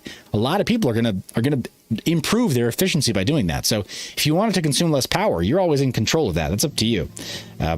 But yeah, it is an algorithm that's very heavy on cards. So some Goblin Loser says, I use What's Mine as a guesstimate. Now, however, I know how to use it thanks to Mind Your Biz. Hey, I appreciate that you feel like you've learned something there. He says, also, hey-o, everyone. It's good to see you, man. Thanks for saying hello. But yeah, guys, these are just estimates. It really is a good guesstimate. I find that it's more consistently correct than some of the other tools out there. It's not perfect. Even when I put in numbers that are a better representation of my performance on my cards, it's still not perfect. But it's a very, very consistent tool that gives within a percentage of confidence, gives me pretty solid data. That's why we use it, guys. That's why we keep using it, because it works quite well. The R9 Fury, first HBM card by AMD, but much older card. Scrolling down the list, we got Ravencoin at $1.02. That's killer. Ethereum Classic at 60 cents. Not so much. Zano at 52 cents. I don't think I'd want to go there. And then Beam at 70 cents. Not bad, but again, with Ravencoin at $1.02, all day. I'm mining Ravencoin on that card. Going from the Fury to the 4 gig Polaris card, just represented by the 570 there. And I always forget, or I often forget, we got to change that number to 30.5 because we know this will be one of the more high profit coins. And sure enough, that puts Ethereum Classic and Ravencoin in very similar territory. 102 for Ravencoin, 101 for Ethereum Classic. Ergo at 79 cents. So not the most attractive thing unless you want to keep your Ergo acquisitions totally native to the chain. You don't want to go to exchange to get those coins. That might make this a better option for you, possibly. Moving from that to the 8 gig Polaris card, as represented by the 580 here. 30.5 mega hashes puts Ethereum at $1.95. Guys, we're almost back up to $2 per day on these ancient cards. To me, that's good news because I love these cards and I've got a couple myself. You might too, so thumbs up for you. But that's $1.95 every single day, day in, day out. Ravencoin at 98 cents. Don't know how we managed to slip between these two coins. But then Ethereum Classic at 97 cents. They're very, very close. Still $1 more per day on Ethereum. Yeah, I'm mining Ethereum every day. Thanks so much. Thanks for playing. Vega 56, the first generation, or the entry level HBM2 card with Vega Core. Ethereum is at 325 per day. Ergo 265, and then Ravencoin at 185. That's just too big a dip in my mind to want to go back to the other coins. It's still Ethereum on that Vega card. Jumping to the top of that line is Radeon 7 with a much more performant core, but still HBM2 memory. And we got Ethereum at $6.58 per day on every single card in your rig. And I know people, obviously, that have 6-card rigs with that Radeon 7. It's an amazing and beautiful thing right there. $6.58 in daily profit. Whew, you love to see it. Ergo at 421. It's turned itself into a meme again. It's 420. And then Ethereum Classic at under $4, 362. And Ravencoin dipping even farther below that. Clearly, again, this is one of those cards that is an Ethereum mining card. It is not what I would call an all-rounder. Yes, it does earn coins on other networks, but dang, look at that delta, right? $2.37 per day more. You're not even earning that much in total with the older Polaris cards, right? Every single day. You're barely earning that much on the Vega 56, and you're earning that much more on Ethereum than you would on Ergo. Get out of here, man. That's just amazing. That's just amazing on that Radeon 7. Going to a composite of the 5600 XT and the 6800 XT, we're going to calculate. And just remember, as a reminder to you guys, 60% of the hash rate and 60% of the reward is going to go to the 6800 XT. So we're doing them both together to go a little faster. And it looks like Ethereum is at 727. Ravencoin is at 492. Again, really big delta there. I really want to stick with Ethereum on this card for now. I want to try to as long as I can. And then we got Ethereum Classic dipping even further below $4 at 395. Ouch. Not my favorite there. Ethereum all day. 1060. 1660, 2060, and now 3060 Ti. We've started to make this change, if you missed it before, because the 3060 Ti will give us about 50% of the resulting hash rate and profit, and it matches more the way that the 3090 stacks up to all the top of the line from previous generations. In my mind, it is the proper spiritual successor to the 2060, or say like the 2060 Super, something along those lines, right? So I like the 3060 Ti and how it stacks up. We got Ethereum at $8.99. Firo making the list now with Team Green, right in the number 2 slot at $6.02. Ravencoin right there neck and neck at $6.04. And then Ethereum Classic at far below that at $4.74. Not nearly as attractive, of course. Now going to the top of the line for Team Green, we've got the 3090, we've got the 2080 Ti, 1660S, and the 1080 Ti. Let's calculate for profit here. See what we got. Crypto Bedell is jumping into the chat saying, happy Monday, everyone. And some Goblin Loser says, ETH's still profitable despite the headache it gives with their updates, etc., etc. Whew, I know, right, guys? We got just T-minus 3 days to the London hard fork update. Can you believe that? It doesn't seem possible. It seems like it was so far away just a few days ago. But here it is. By the time we have maybe 1 or 2 more of these shows, it'll be here. And we'll see what the effects are, right? So let's hope it turns out well. And right now, I mean, profits look good. So let's just hope DeFi keeps rolling forward and NFT collectors don't stop. So that's our 3090 and top of the line cards there. John Germain says, happy Monday too. And let's see. Nemesis says, what's up, Goblin Loser? Oh, love it. Ace Killa says, son, so in 3 days, we can't mine ETH? Well, not exactly. I apologize. So in 3 days, it'll be roughly August 5th, right? That'll be the block height of the London hard fork update. What that's going to do is initiate a fee burn. Every single block, and we'll use a little bit of a visual representation here. Every single block, sort of visually represented here by these little buses, right? Instead of having the normal block reward that goes to miners, they're going to take a little slice off that, a little sliver off that, and by little, I mean actually a lot, and they're going to burn it instead of paying it to us. However, it'll still be possible for people to pay more to have their transaction included in the most recent block so that they're faster than everybody else. Right? They'll be faster to get their transaction pushed through. And the way they're faster is by paying us, the miners. So there will still be profit, but we don't know what the economics of mining are going to look like just yet until this, EIP 1559, which is inside of the London hard fork update, until it goes live, hits mainnet, and we start mining with it active. We really don't know. It's kind of a black box. So I'm kind of excited to see how that pans out. I think we're going to be okay. We got a few comments coming through where Sam is saying, good night all. Good night, Sam. Thank you so much for being with us tonight. It's been fun. We'll see you next time. And then some Goblin Loser saying, yes, the South Park kids. I love that about TX3 too. It's just fun to watch, man. You could have this as like a screensaver. Wouldn't this be dope? It really, really would be. You could totally have this as a screensaver at all times, or like have your work computer have this as a screensaver and have people be like, what's on your screen? What are you doing? And you can explain to them about DeFi and then work your way up to orange pilling them on Bitcoin. And then before they leave, give them some Murray Rothbard books and have them go subscribe to like Ron Paul's YouTube channel. And I mean, bada bing, bada boom. A screensaver turns into a freshly minted hard money and crypto enthusiast. I'm pretty sure it could work like that. I believe in you guys. You can do this. Get out there and evangelize.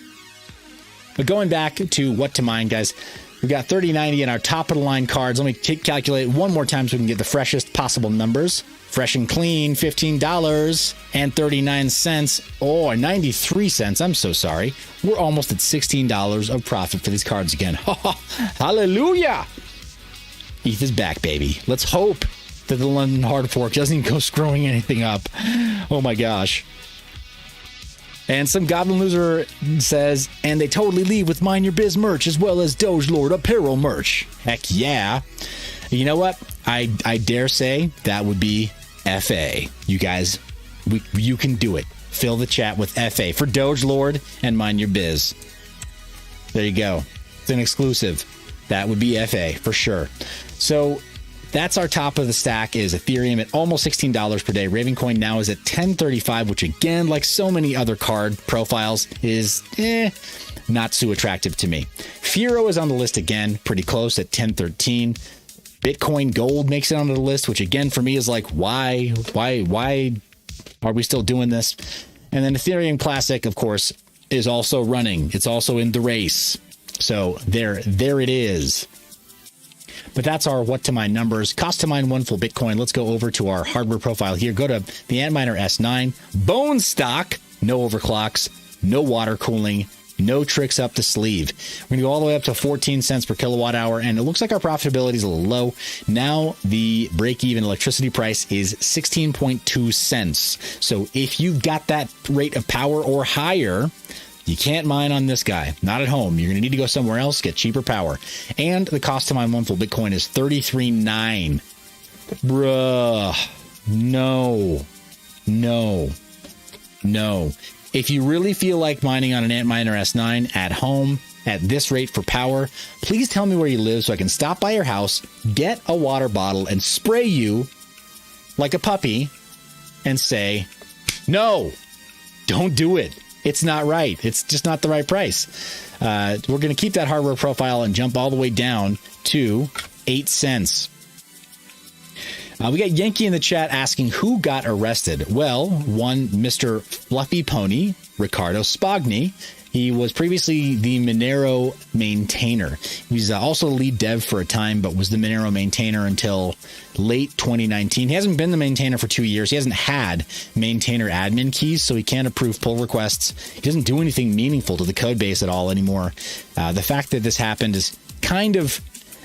It's not directly related to his involvement in Monero, but jump back, watch the rest of the video, and you will see exactly why. Appreciate you being here, and yes, appreciate you asking relevant questions. We did cover it, though. I'm not going to do much more rehashing than that. We also got Gallo saying, anyone else farming on Polygon? I'm adding liquidity pairs to a token with my daily mining payouts and getting a little extra doing so. Praying this is no iron finance, though. Dude, I hear you, right? Iron finance was what a debacle. Yeah, as far as choosing really good liquidity pairs, guys, I don't really have a Gem Hunter segment on this program. Maybe we can start doing that in the portfolio soon. We can start taking a look at doing some kind of liquidity provision and DeFi on Polygon. I know I'm taking my payouts on Polygon, and I've got maybe a tiny bit that we can use as kind of an example there, where maybe we set aside some small amount and we track that, but we do it real time. So that might be fun. Maybe we come back to it. Not going to get through that tonight because I don't want to keep you guys up till super late. We started a little late. We started with the news about FluffyPony. So not tonight, but maybe in the future. That's a great way to go. But yeah, choose wisely the projects you're going to support.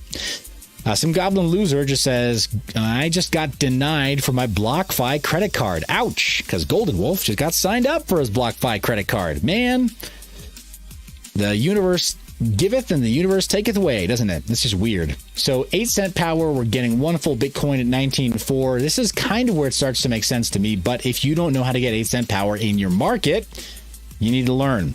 If you need help figuring that out, that is why I consult, guys. That there really is. It really is. It can be more difficult and your mileage may vary depending where you are. But I promise you, every state in the United States, in the lower 48, you can find this cost for power. I believe you can. I promise you can.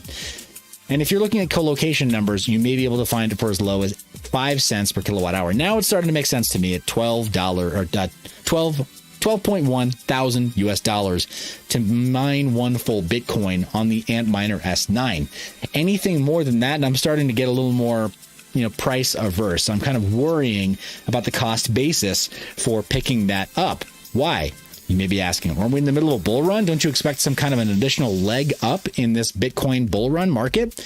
Well, yes and no. There's some reason to be conservative, some reason to hedge bets, and when mining, because you're forced to dollar cost average in at a certain price, I think it makes sense that the cheaper you acquire it, the better you'll feel in the long run, right? Even the midterm and the short term, when you're seeing these really close prices to where you're acquiring it, especially, you're going to feel like the cheaper I mine my Bitcoin, the better I did. So I'd say, yeah, cheaper power there makes a lot more sense. Moving over to our alternate model, the MicroBT WhatsMiner M20S, 68 terahashes. Whoa, what did you just do? Oh, that was the M10. That's why. 68 terahashes at a little over 3 kilowatts. And at 5 cent power, you're getting one full Bitcoin just under $7,000. Let's pop that up to 8 cent power, like we said before. So industrial rate or commercial rate, not likely what you get at your residence. And now you're looking at 11.1. Guys, these are starting to make more sense to me. These numbers make a lot more sense to me than the S9. But going all the way up to residential rates, that's still half of your break-even price, and you're still getting one full Bitcoin for 19.5. Even if Bitcoin's bottom support level breaks all the way down to 20K. On the MicroBT, the WhatsMiner M20S, you're still acquiring Bitcoin at about the market rate if it breaks down to that level. Going much lower than that, you'll feel like you got kind of gypped unless you get cheaper power. All right, we got some Goblin Loser, I don't know, saying, alrighty, gotta go, run some errands. I'll see y'all later. Much love. Have a good evening. Keep on keeping on. Thank you. You too, sir. All right, so right here, yep, Bitcoin mining, still profitable. Don't care what anyone tells you. If anybody's arguing against it, I mean, sorry, rip. Sorry you gave up too early. But we don't have to give up early, guys. We just have to be educated and make good choices. Good choices. But we can do that very easily with a higher hash rate, lower power device like this. Taking a look at our mining pools, looks like there's not any nope, there is a little bit of a significant drop in Bitcoin. It looks like total participation has dipped by about 14 exahash. Not sure what changed there, but the network hash rate has dropped from 117 down to 103. It wasn't tracking quite as accurately or quite as keenly, just off the top of my head, what the net hash was on Ethereum, but I don't think that it's dropped quite as much as on Bitcoin. Clearly, the price shift, I imagine, has shaken some people out. And it was, as we saw before, it's more expensive to mine on the S9 than it was the last time we talked. That could have shaken out some weak hands. And I've been trying to warn anybody in the audience for weeks now that if you're on the S9, you really need to be aggressively pursuing cheaper power or very seriously considering how you're going to rotate some of these models out of your farm into somebody else's, right? Maybe sell them, totally up to you, but maybe sell them and maybe upgrade your equipment or just do something different with your business, whether it's GPU mining, some other ASICs, whatever it is you're going to do. But the S9, in my opinion, for a lot of farms that I speak to, it might not be the right choice for you. And certainly for the at-home miner, it's going to be tough to make really good returns on that S9. The rest of the hash rate, right? Still, number 3 is clearly still in this stacked ranking Dogecoin, which is crazy because look at the Litecoin net hash. Now it's finally starting to make sense here. It doesn't make sense the way they have it lined out here that the net hash for Dogecoin is somehow 166 terahash, but the pool hash rate is 256. And then it's 256 for the net hash on Litecoin, but 268 for pools. Don't know how they came to that conclusion. It makes me kind of question some of the other stuff there. Yeah, don't quite get it. Not at all. Brand Central jumps in with the comment, the S9 equals paper hands. Ew. Mark Allen also chimes in and says, I just purchased a used S19. Right on. It's great when you can find the S19s or the S19 Pros in this market. Very tricky as well. So bravo, sir. You done good. All right. That's our mining pool stats. Quick update there. If you want me to take a look at any networks in particular, go ahead and tell me in the live comments. Maybe we'll jump back and we'll take a look at the net hash and the best pools for certain coins. So we're not going to go like gem hunting or looking up like meme coins and stuff on CoinGecko or Nomics or anything.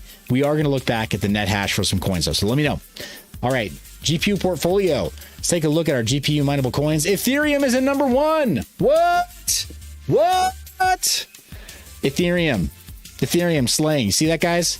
Should I do it again? Okay, I'm gonna do the gunshot. That was Ethereum's gunshot there, by the way. I'm just like sharing it with them. All right. So doing great in the number 1 spot. Didn't think I'd see that, but clearly the value has gone up over the last 7 days enough that it's put Ethereum in the number 1 spot based on when we picked up these coins. If you're new to this segment, we put all these coins into a paper tracker, a portfolio, on the 26th of May, $1,000 each. And now we saw them kind of go, ride a trend down. They're coming back up. They're recovering slowly. And we see Ethereum is in number 1. It's finally over $1,000 again. Oh, Gallo asks, no air horns for ETH. You know what? That's far better. Seriously, the gunshot was that's just egotistical and lame. Air horns, baby. All right. So clearly Ethereum is picking back up. RenBTC, which is a wrapped version of Bitcoin. And again, I've talked about this one. I'd like to take a look at this. Oh my gosh, I'm still on my soundboard. I was trying to change shots. But we've talked about this before on the show that RenBTC, I feel, is a little bit less centralized, a smart contract, as wrapped Bitcoin, right? The ticker symbol WBTC. However, I want to investigate and look for a really good smart contract audit to validate that. I've only heard that before. It's just hearsay. I want to find out for myself, right? We're not supposed to trust, we're supposed to verify. But it's still in our portfolio, both of them, because they're a way that you can, air quotes, hodl BTC on Ethereum. It's not native BTC, to be very, very clear. It's not native BTC, but it's a way for you to use BTC in DeFi, right? On smart contracts for providing liquidity or trading other people and letting that token appreciate to the same values that Bitcoin does. So it is useful in the same way that stable coins are useful, but different, right? Pegged entirely to Bitcoin. But they're number 2 and number 3 now, respectively. Did not expect that. Matic, Aave, interest-bearing wrapped ETH, also at over $1,000. So all 4 are over the $1,000 mark. Guys, we did it. Finally, brought it all the way back up. Everything else is pretty distant. Ravencoin over or under $900. Ethereum Classic at just barely $800. Conceal coming up at almost $800. And bottom of the stack is still Haven. However, it's coming back up. When I brought it to your attention, below $3. Now almost $4.50. You see this? I think the market agrees with me that it's probably undervalued. Not advice, not telling you what to buy, what to sell, or when. But I am impressed. I'm impressed by what they tried to do. They failed spectacularly. That's the thing. They failed. They got hacked twice. Big time.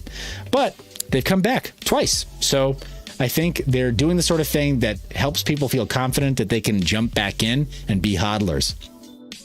Those are our GPU mineable coins. Looking at our hard drive mineable coins, we have got top of the stack MadeSafe coin. Not a shock right there, but we're actually down. And let me jump back to show our total portfolio change. I think our GPU mining coins have just been, and that's funny, over 24 hours, we're negative. We're in the red. We're in the red for 24 hours, and we're in the red by 27% since we created the portfolio. That's probably the biggest surprise to me of all, because ETH is doing so well. MadeSafe coin is down. Total PNL is negative -22% over the last 24 hours and -14% since we made it. MaidSafe coin is still carrying the portfolio. Chia coin is still dragging it down. Good grief. Yeah, dragging it down. Had the Moon Boys jump in and say, you don't understand. It was at $260. It's going to go over 300. It's going to go crazy, parabolic. And then it didn't. It sought support again hard. Look at that downward channel. Bounce, bounce. Will it bounce again is literally the only question that I have left for it. Because if it doesn't find support right now, it's going to bounce again. It's going to go even lower. It might even go back down to 180 or lower than that. Just because that's where it is right now. It's got a little bit of a reputation problem. And the developers have a lot of work to do to deliver what they say they're going to deliver. Good for them. They've got tens of millions of dollars to do it. So they can do that, and they're accountable to their investors. We don't have to hodl their coin while they build what they promised and sold to their investors.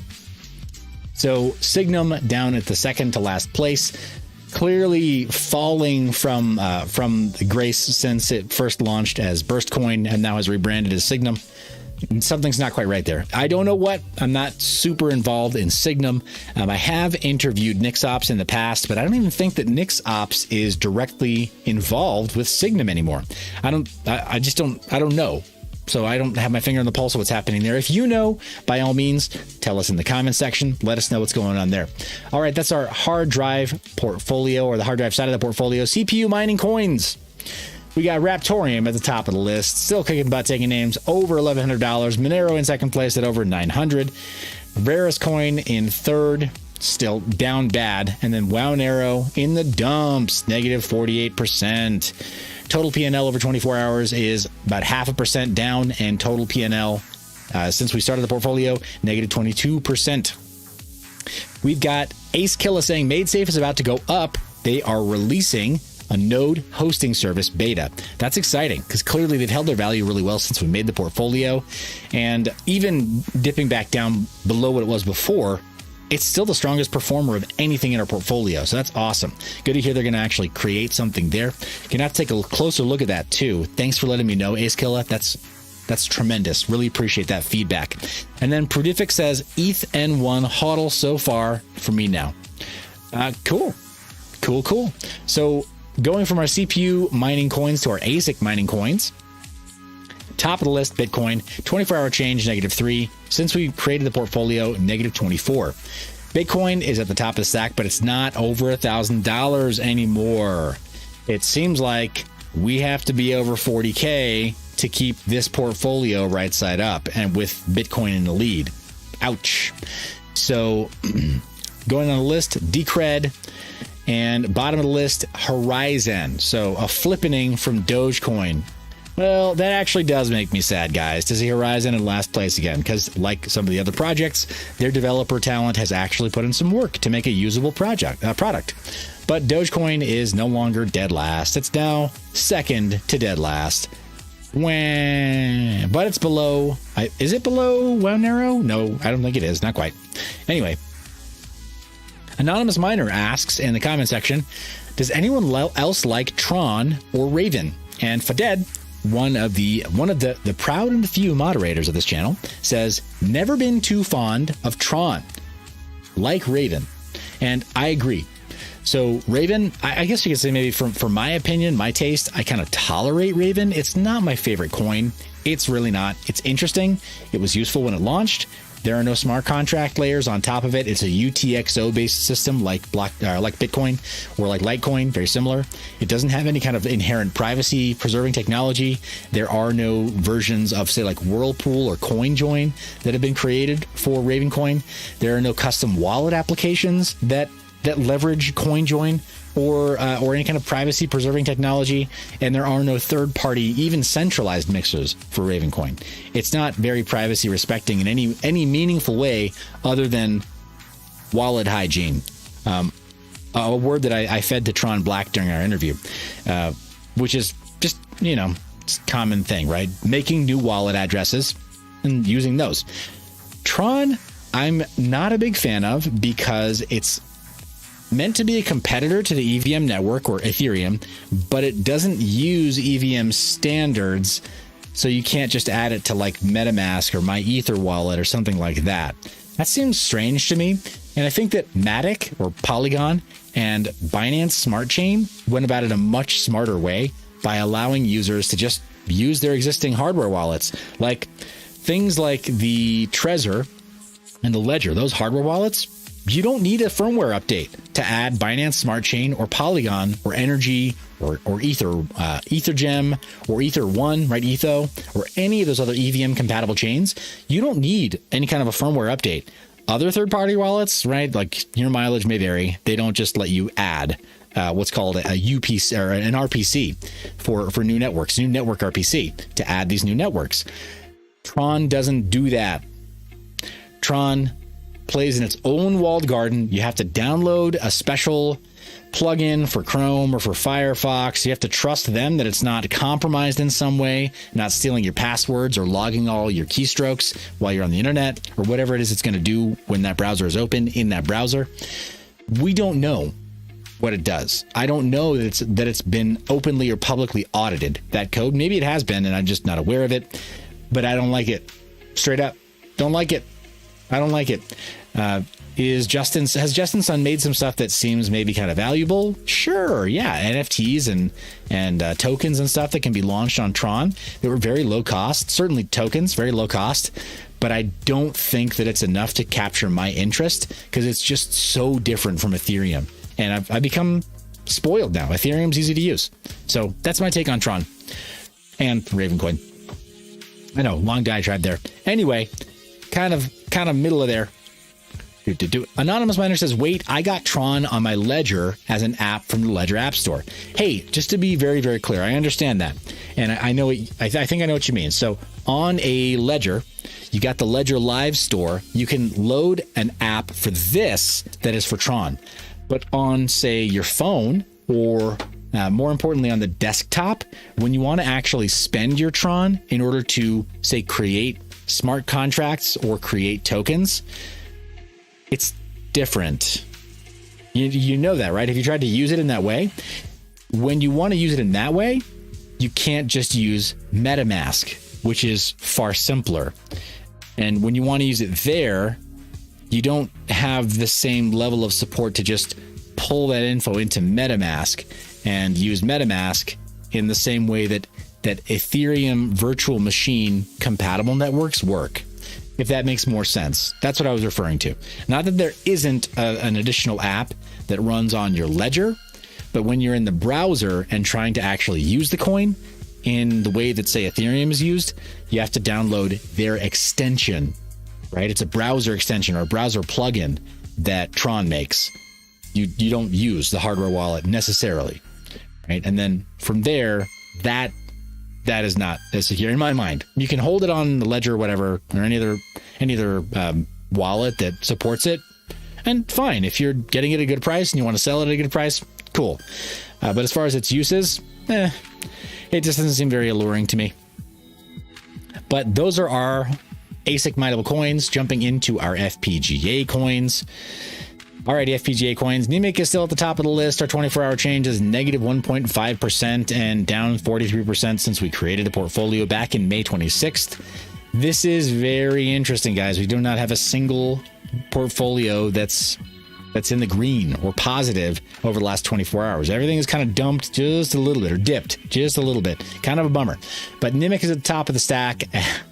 Not that impressive, though. It's still down 29%. But our biggest loser is 0x Bitcoin at negative 52%. Yikes. Yikes. Guys, that is rough.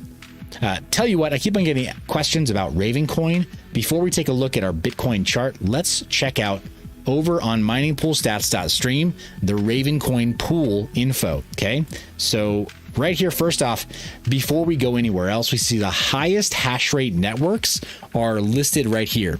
Ravencoin is not there. Ethereum Classic is listed here at a total net hash of 26.6 terahash, right? And a network difficulty of 313.18 T, right? Yeah. So that these are our Difficulty, I've got to figure out how to read network difficulty, because I think it's also at terahash there. But Ethereum network hash rate 26.6 terahash, and it just pales in comparison to Ethereum, right? It's not even half of what Ethereum is, not even close to half of what Ethereum is. It's not even 1/10, right? It's like 1/20th of what Ethereum is in terms of total hash rate. Now let's look up Ravencoin. And Ravencoin total network hash rate is 3.8 terahash. So it is almost 1/10 of what the total hash rate is for Ethereum Classic. And I just don't see how, like, even if most GPU miners give up, I don't see how it's going to be able to take in all of the global hash rate and grow in value with an appropriate use case, even in the same way that maybe Ethereum Classic can. This is not me picking winners. It's just me admitting openly, I don't know how Ravencoin is going to outperform Ethereum Classic in utilization. Ethereum Classic, if everybody decided we want to do DeFi on Ethereum Classic, you can just fork all the smart contracts from Ethereum right now. You could make Uniswap, you could make 1inch DEX, you could make Tornado Cash, everything that exists on Ethereum, you could make run on Ethereum Classic today by going over to GitHub and pressing fork and changing out the network RPC. That's it. That's all you'd have to do. Literally, that's it. Everything else would run. Same private keys. You can even tell people, like, if you've got these private keys from Ethereum, you can reuse them on Ethereum Classic, and you're done. 100% done. Nothing else to do. Ravencoin has to build all of that from scratch. The mixers, the DeFi protocols, they'd have to do something like integrate with Thorchain, right, which was unfortunately hacked. There's so much more they'd have to do to get up to speed. But the hash rate, as it is today, is only 1/10 of Ethereum Classic's. Even though it may be more profitable to mine on Ravencoin, there are more people or more GPUs mining to Ethereum Classic, I think, right now. So that's a tough one. It's a really, really tough one, guys. I know we got a lot of rabid Ravencoin fans, and I've got a bag of Ravencoin myself. Even minted some custom assets on Ravencoin, so it'd be very sad for me if I was not able to keep that alive, right, and send those out and maybe even sell some, right? It'd be fun, right? To sort of have them be like de facto NFTs in a way, or just add an IPFS hash to some of them, which I can do now, right, and have them sort of be like NFTs. That'd be a lot of fun on Ravencoin. But I don't know how, beyond it being kind of fun, what useful purpose I could make that do. If you guys have any ideas, tell me. As far as Ravencoin, what do you think? Is it possible to salvage Ravencoin? Can we turn it into something that's a very useful network? And I don't mean that it's not useful for what it does right now, but I mean, like, can we amplify the usefulness? Can we get real NFTs on it that have, say, like unwrappable NFTs or locked smart contracts that can then be unlocked? What do you think is possible there? Tell me in the comment section. Anonymous Miner says, to be fair though, no ASICs run Raven network, and GPU pulls like half to 1/3 of the hash rate on Raven of ETC. And Painkiller says Raven has potential. Tron is more usable. I can't disagree with either one of those. That's true. There may be some ASICs right now that are running on the Ethereum Classic network because they were edged out of useful mining on Ethereum when the DAG file size limit made them irrelevant, right? The first generation Ethereum miners. That's possible. There's a lot of ASICs on the network right now. That said, that doesn't invalidate the fact that there is more hash rate, right? There's 10 times more hash rate still. And while you mentioned that it may be 1/3, I don't know if it's exactly 1/3. I think it could be closer to maybe half, but let's just double check. Go back over to our what to mine numbers. Let's go to just a single reference card. Go to the top of the line with the 3090, and we see on ETH hash, we've got 114. Copow, we've got 46. So no, there you go. That's not bad. That is definitely, that's less than half. Let's go over to the bottom of the line on Team Green. And we've got 22 on Ethash, and 9 on Copow. These are unoptimized numbers though, right? But it is, so yeah, it's less than half, but it's not quite 1/3, I don't think. Maybe splitting the difference there between 1/2 and 1/3. Go to Team Red with the Radeon 7, not the best example. Yeah, that is 1/3, totally. And Team Red is kind of known to not be quite as optimal on Ravencoin. So with Ethash 93, and we know we can push that Radeon 7 to even higher than that. I'm sure that's true of Copow as well, but you're right, it's about 1/3 there. I think for most Team Red cards, you're looking at that looking at that same reality until you get into certain card profiles. So here's the 6800 XT, 64 mega hash on Ethereum, but also 33 on Copow. So you are doing better, but it's not quite 1/3, maybe 1/2. Sheep55 asks, did you see the difficulty bomb delay? No, I didn't. Let me know more about what you mean in the comment section. So I'm sorry, I missed that, but please clarify for me. Maybe we can look it up live here together. Anonymous Miner also says, depend on the card, like an RX 570 does 30 mega hash on Ethereum and 10 to 12 on Raven. I'm here to tell you that that 570 can actually do closer to 14. Not quite 15, but can do closer to 14. It's almost half, again, on that algorithm for that card. If you ask me how I know, well, you know, I've optimized them. So yeah, I've seen that with my own eyes across dozens of that card. So, yes. So yeah, I'm going to stand by my story, right? That's my story. I'm sticking to it. About half of the hash rate of Ethereum on many GPUs, not all of them, but on many GPUs over on Ravencoin, you're going to get about half that hash rate. So Anonymous Miner says, send me your clocks. You know, I think it was actually in part, it was a custom VBIOS. I got to double check to see if I saved it in HiveOS, but yeah, maybe we do that. Maybe we unlock the vault. But anyway, guys, yeah, VBIOS goes a long way. Custom VBIOS goes a long way with the right memory timings, right straps. So, yeah, that's Ravencoin there, guys, in a nutshell. I think that they could be made more useful. Painkiller says, again, Raven has potential, but Tron is more usable. And again, I can't disagree with that. Tron was high speed. It did offer some cool utilities by way of, say, like TRC20 tokens that were also written in Solidity. So if you made an ERC20 token, you only had to change a little bit to the Solidity code to make it work over there. But again, it's like you're running on Solidity. You look like an EVM network. Why can't I just add you to MetaMask? What's wrong with Tron? Like, why do you need to make it proprietary? Why do I have to download your plugin for the browser? Why do I have to use special software wallets on my phone? And why is it only certain hardware wallets support Tron? Why can't I just use MetaMask?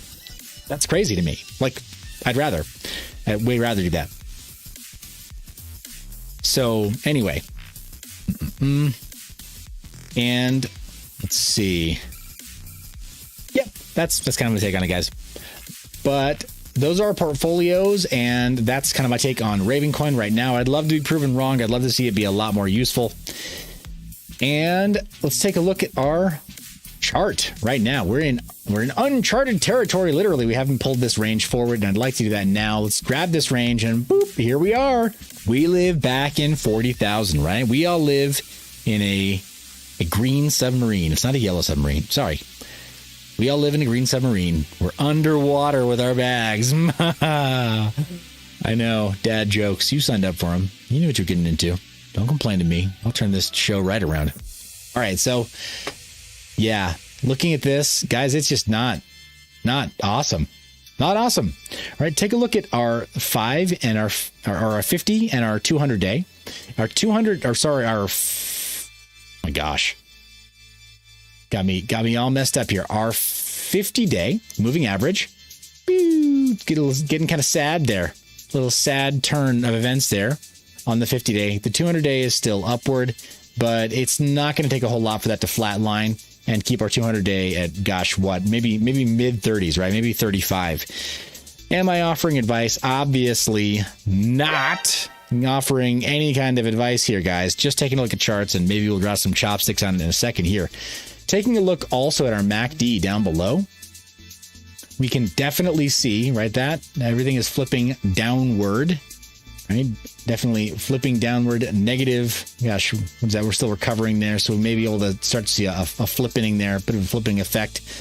But we're in the middle of what looks like it could be a little head and shoulders. We'll see how much farther this goes and then see what it does afterwards. This whole thing, guys, has made it, for me, very nerve-wracking to look at these charts. All this was comfortable. That downward channel made some sense. This movement didn't make any sense, and now this starting to turn into something of a larger head and shoulders instead of just like a double top. It looks like maybe a more clean head and shoulders, right across there. This might start to make some sense for us again, but still, in my mind, just looking at it, in my mind, I don't. I don't see, like, some people are going to look at this and be like, you know what? So obviously now we go like this. This is the obvious motion for Bitcoin, right? Like, only a fool would not see this next formation. But nah, I'm not that optimistic. I've been saying the whole time, we're ranging here. For everyone that's calling for a massive parabolic move upward, maybe, I can't tell you that's not going to happen, but a massive parabolic move that shoots all the way past 60K or shoots all the way past all-time high, I doubt it. I doubt it. We've been living in this 30 to 40K range for so long now that I would need to see a whole lot more strength breaking out of 40K for that to make sense to me, with my limited ability to just look at this and believe that it's breaking through. So yeah, coming back down, I imagine, just in my mind, us completing a head and shoulders formation here and maybe even finding some support either somewhere in between the 50 and 200 day or more closely approaching the 200 day here in the middle of this range. Like, I don't know though, guys. You tell me. Is it time to start drawing some chopsticks on this most recent, this far side of the head and shoulders? Chopsticks for the win? Let's throw some chopsticks on these noodles, guys. Let's do it. Let's get some ramen cooking right now. Are you hungry? Can you smell it? Here's what we're going to do, guys. Ramen for tonight. To put these chopsticks in place, I want you to grab some Maruchan noodles, right? 10-cent noodle pack. I want you to heat them in the water, okay? I want you to get them hot. Get those noodles nice and loose. Don't throw anything in it yet. Don't be crazy. Get some purified water, right? Some bottled water, if that's what it takes. Real clean water makes clean noodles. So you're going to cook those up, and then you're going to put in a little bit, like a teaspoon, maybe a tablespoon of coconut oil. No. Coconut oil is going to go in. Then you're going to mix in your flavor packet. Then you're going to take some little green onions, little ones that look like little tubes, right? Little scallions. And you're going to chop. You're going to use scissors for this too. You're not going to use a knife. So much easier with scissors. And you're going to chop those in, right inside. So you got a little bit of that really nice onion flavor. Then, if you've got a radish, you're going to slice a radish. Just a few slices of radish into there. That's it. Not much. Full-size radish. Trust me. If you have any leftover meats from the fridge or whatever, a little bit of ham, if you're into that, right? If you eat that, a little bit of ham or, a little bit of chicken bits, you throw that in there. Then you're going to crack an egg in and you're going to stir it in with a fork in between all the noodles. And you're going to throw it in the microwave one more time. And you're going to cook that for about 2 minutes. So you have egg drop ramen. Now you can put on your sriracha and whatever else you normally put on, like a normal person, so your ramen doesn't suck. All right, you guys ready? Let's throw some chopsticks into this ramen. Okay. Chopsticks into the ramen. Come here, ramen. Come here, chopsticks. We're starting at the top right here, top of this candle, and we are drawing our chopsticks down to the edge of that descending triangle. And now we're going to grab another chopstick. And Casual Mining is dropping in some emoji to give you some inspiration. He cracked the code. He cracked the code. I have no more secrets. That's it, guys. I might have to stop the stream. I have no more secrets. Casual Mining cracked the code, and he put it into emoji language. My one weakness. It's true. Everything he just wrote there is true.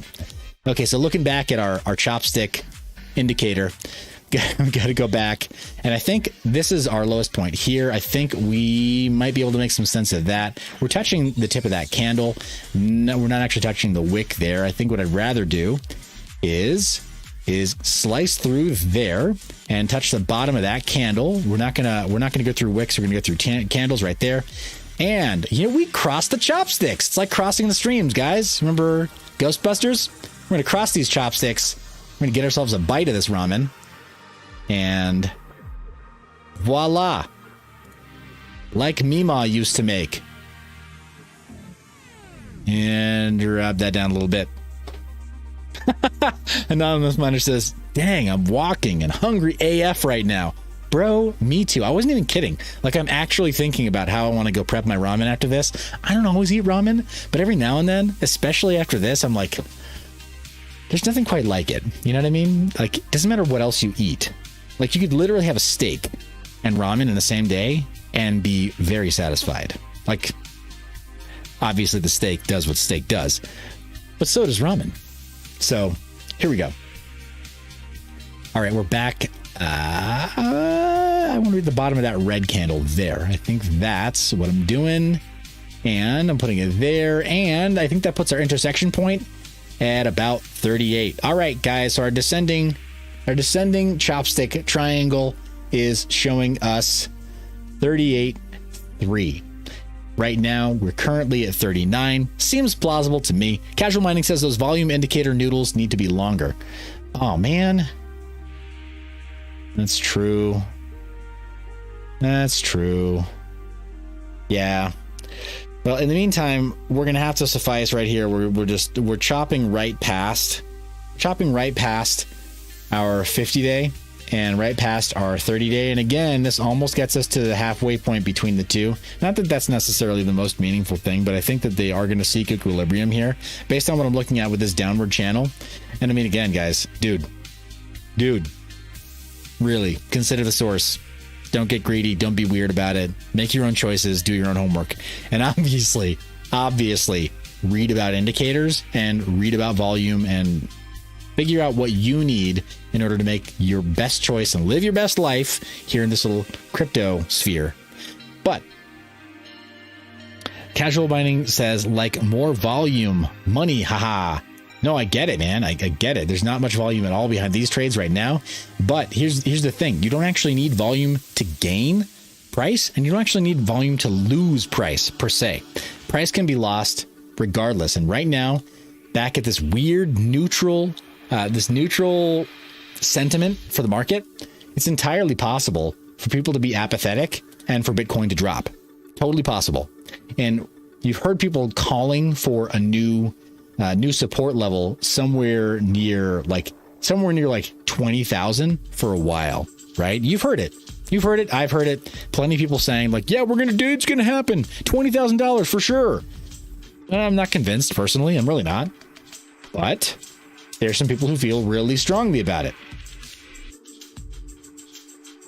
And so it's always possible. It's always possible to see price go down or to see number go up with low volume. It doesn't always follow. Now, I mean, to have it stick, to have the number going up stick, probably you need to have enough volume to validate that this is going to stick, right? But that's kind of why I'm thinking, I think this descending triangle is probably going to be, in my mind, more reliable than an ascending triangle, because paired with that volume. But again, guys, this is armchair logic, right? I'm armchair QBing right now, straight up, and I admit to it. You tell me, what do you think? You tell me what you think as far as this goes. Ooh, Kyle says something very dangerous though. He says up, down, don't matter. Network activity. I hate to break it to you, homie. We looked at TX Street, and as far as the activity, yeah, Bitcoin has activity, but there's that mempool at $500,000, right? 500 transactions right now. Yeah, the median fee is a little bit lower, but I hate to break it to you guys. Bitcoin isn't being used. It's not being used quite as much as it could be. It's just not. Like, if I told you right now that I was running a special on these hats over at my store, but only for Bitcoin, would you go spend your Bitcoin on my hats right now? I don't think you would.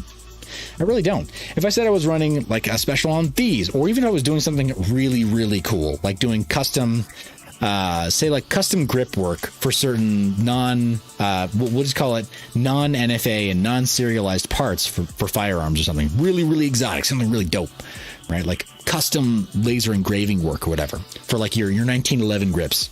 You can, whatever, you can get those easy. But I told you, I'm doing a discount. You have to buy in Bitcoin. You have to pay in Bitcoin, and I give you a steep discount. Would you do it right now?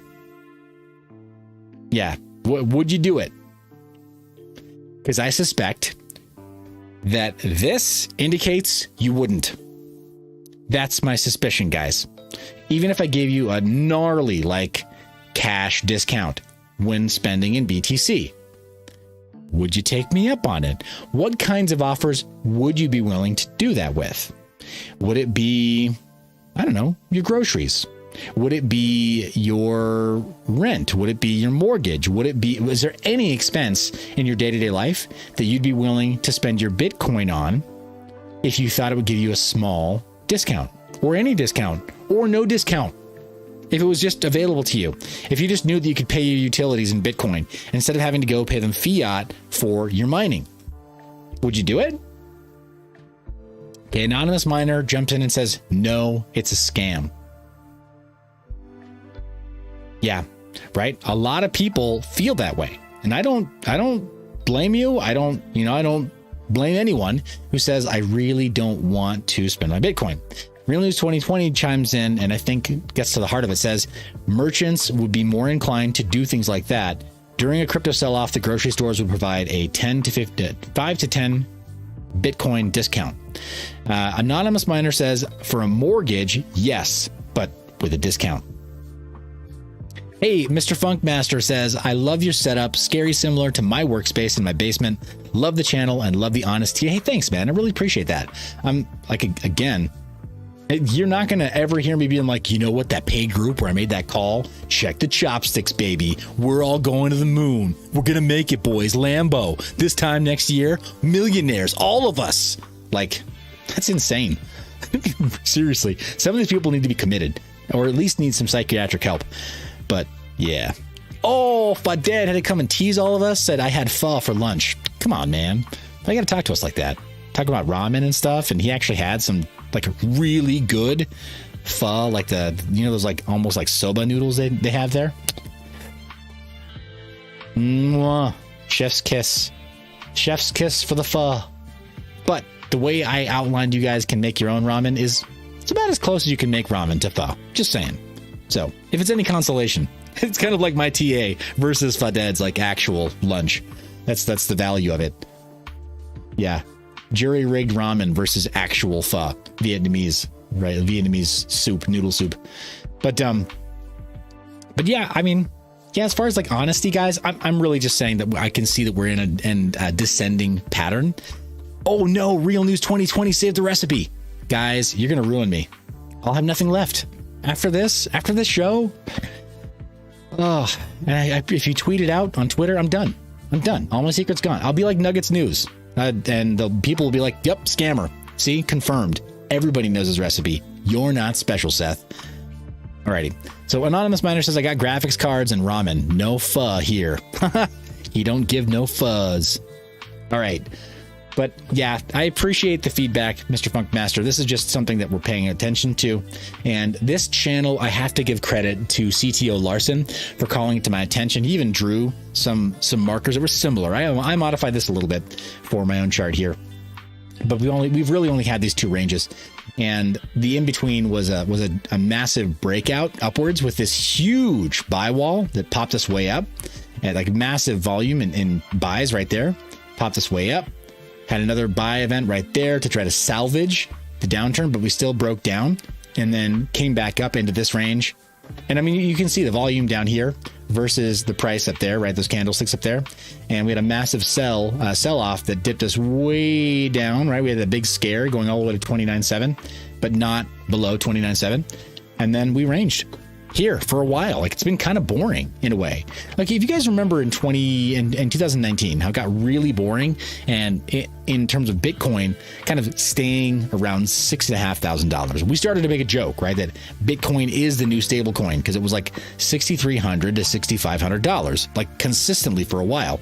We're in a similar state of being really bored right now, even though it feels like we should move way up. But there's legislation coming out in August, or there should be regulation and clarification for what the rules are here in the United States.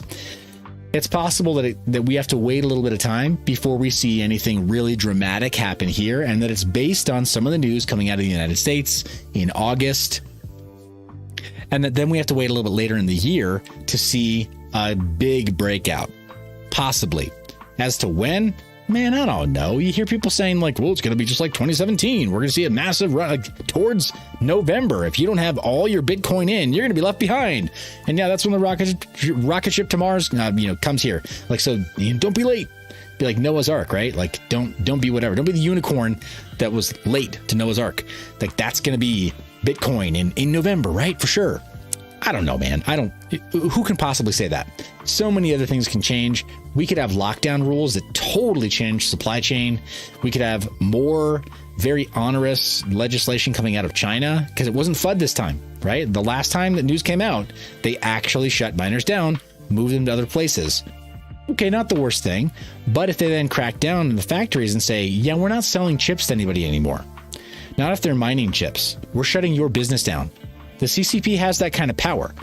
This is not me fudding per se. I'm just throwing out a hypothetical that if we have other kinds of things like this happen, really bad news, we don't know. Maybe it does break down to 20K, and maybe it does totally break down below that. And we can't know some of those things. That's why they're called black swan events. So yeah, Sheep55 is saying that everyone in the grocery store at where they live is wearing masks again. That the D variante is probably going to get real.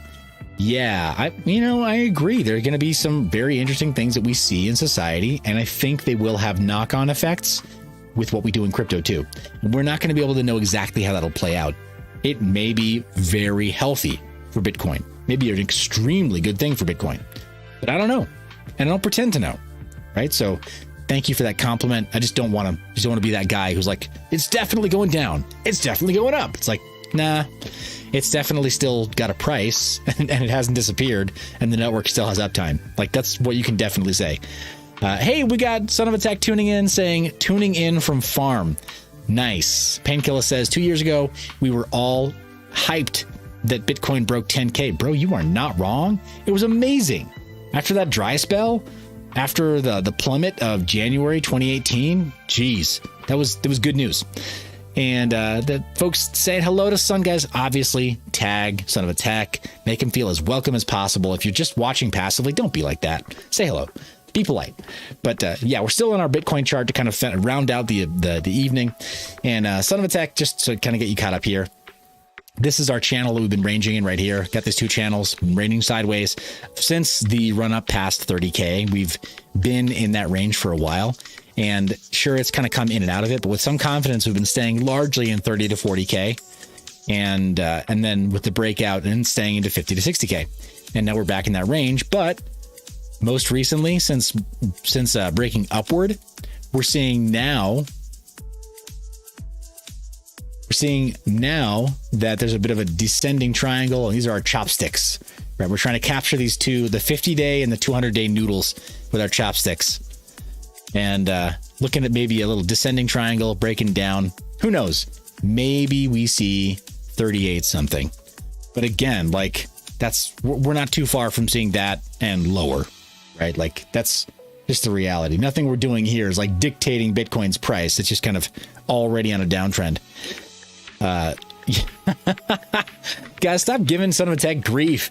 This stuff takes time, and a lot of his content actually also requires serious investment into hardware and infrastructure. So it's not just about the time of making the content, right? Like, you guys see me doing a lot of talking head videos. Don't grief the guy. He's pushing a lot into his content. So keep up the great work, man. You're doing awesome. And He says, diving into Loud Room. Hey, we'll see you next time. Thanks for stopping by. Appreciate it. But guys, that is our show for tonight. That's Bitcoin right now. Please remember that, as apropos of the beginning of the show, that what we let happen, what we let our politicians, what we let our law enforcement, what we let our government do, it's not just a reflection of us culturally. It's also like we pay for it, right? We pay for the privilege of watching some of these folks do this stuff. Yeah, we pay for the privilege there. So we can, I think, do better. Hopefully, FluffyPony is being treated well. Hopefully, he's treated fairly. Hopefully, he's able to actually access some justice when he's back in South Africa. So yeah, just a reminder, guys. We spend a lot of time talking about that. I got pretty fiery because it's pretty important to me. I want us to be mindful of that. So, guys, let me do this. Any other requests before we call it a night? Whether it is, oh my gosh, yeah, okay. Yeah, guys, any other requests before we call it a night tonight? Definitely appreciate Son of Attack being in the comment section, guys. But any other requests for me tonight? If not, I'm just going to say thank you for being here. Thanks for hitting that thumbs up button. Thanks for sharing this video. Guys, we love the more the merrier. Definitely appreciate you sending us all the way up over 10K. Mark Allen, this is your limited edition full node topper. We're going to have more limited edition stuff for future milestones. Guys, you're the reason I make this media. I love your face. Please remember to stay private and mind your biz. Thank you so much for watching all the way to the end of the video. If you want to be notified of videos like this in the future, first off, click subscribe, press the bell icon. Additionally, you can sign up for the Mind Your Biz email newsletter. That'll give you exclusive access to certain freebies, notifications for deals within the cryptocurrency mining space, as well as some of our flash sales for merchandise, which you can buy with cryptocurrency. That's right. It's the only cryptocurrency merch that you can buy with cryptocurrency. We practice what we preach. As always, thank you so much for watching. You're the reason I make this media. I love your face, and I will see you in the next one.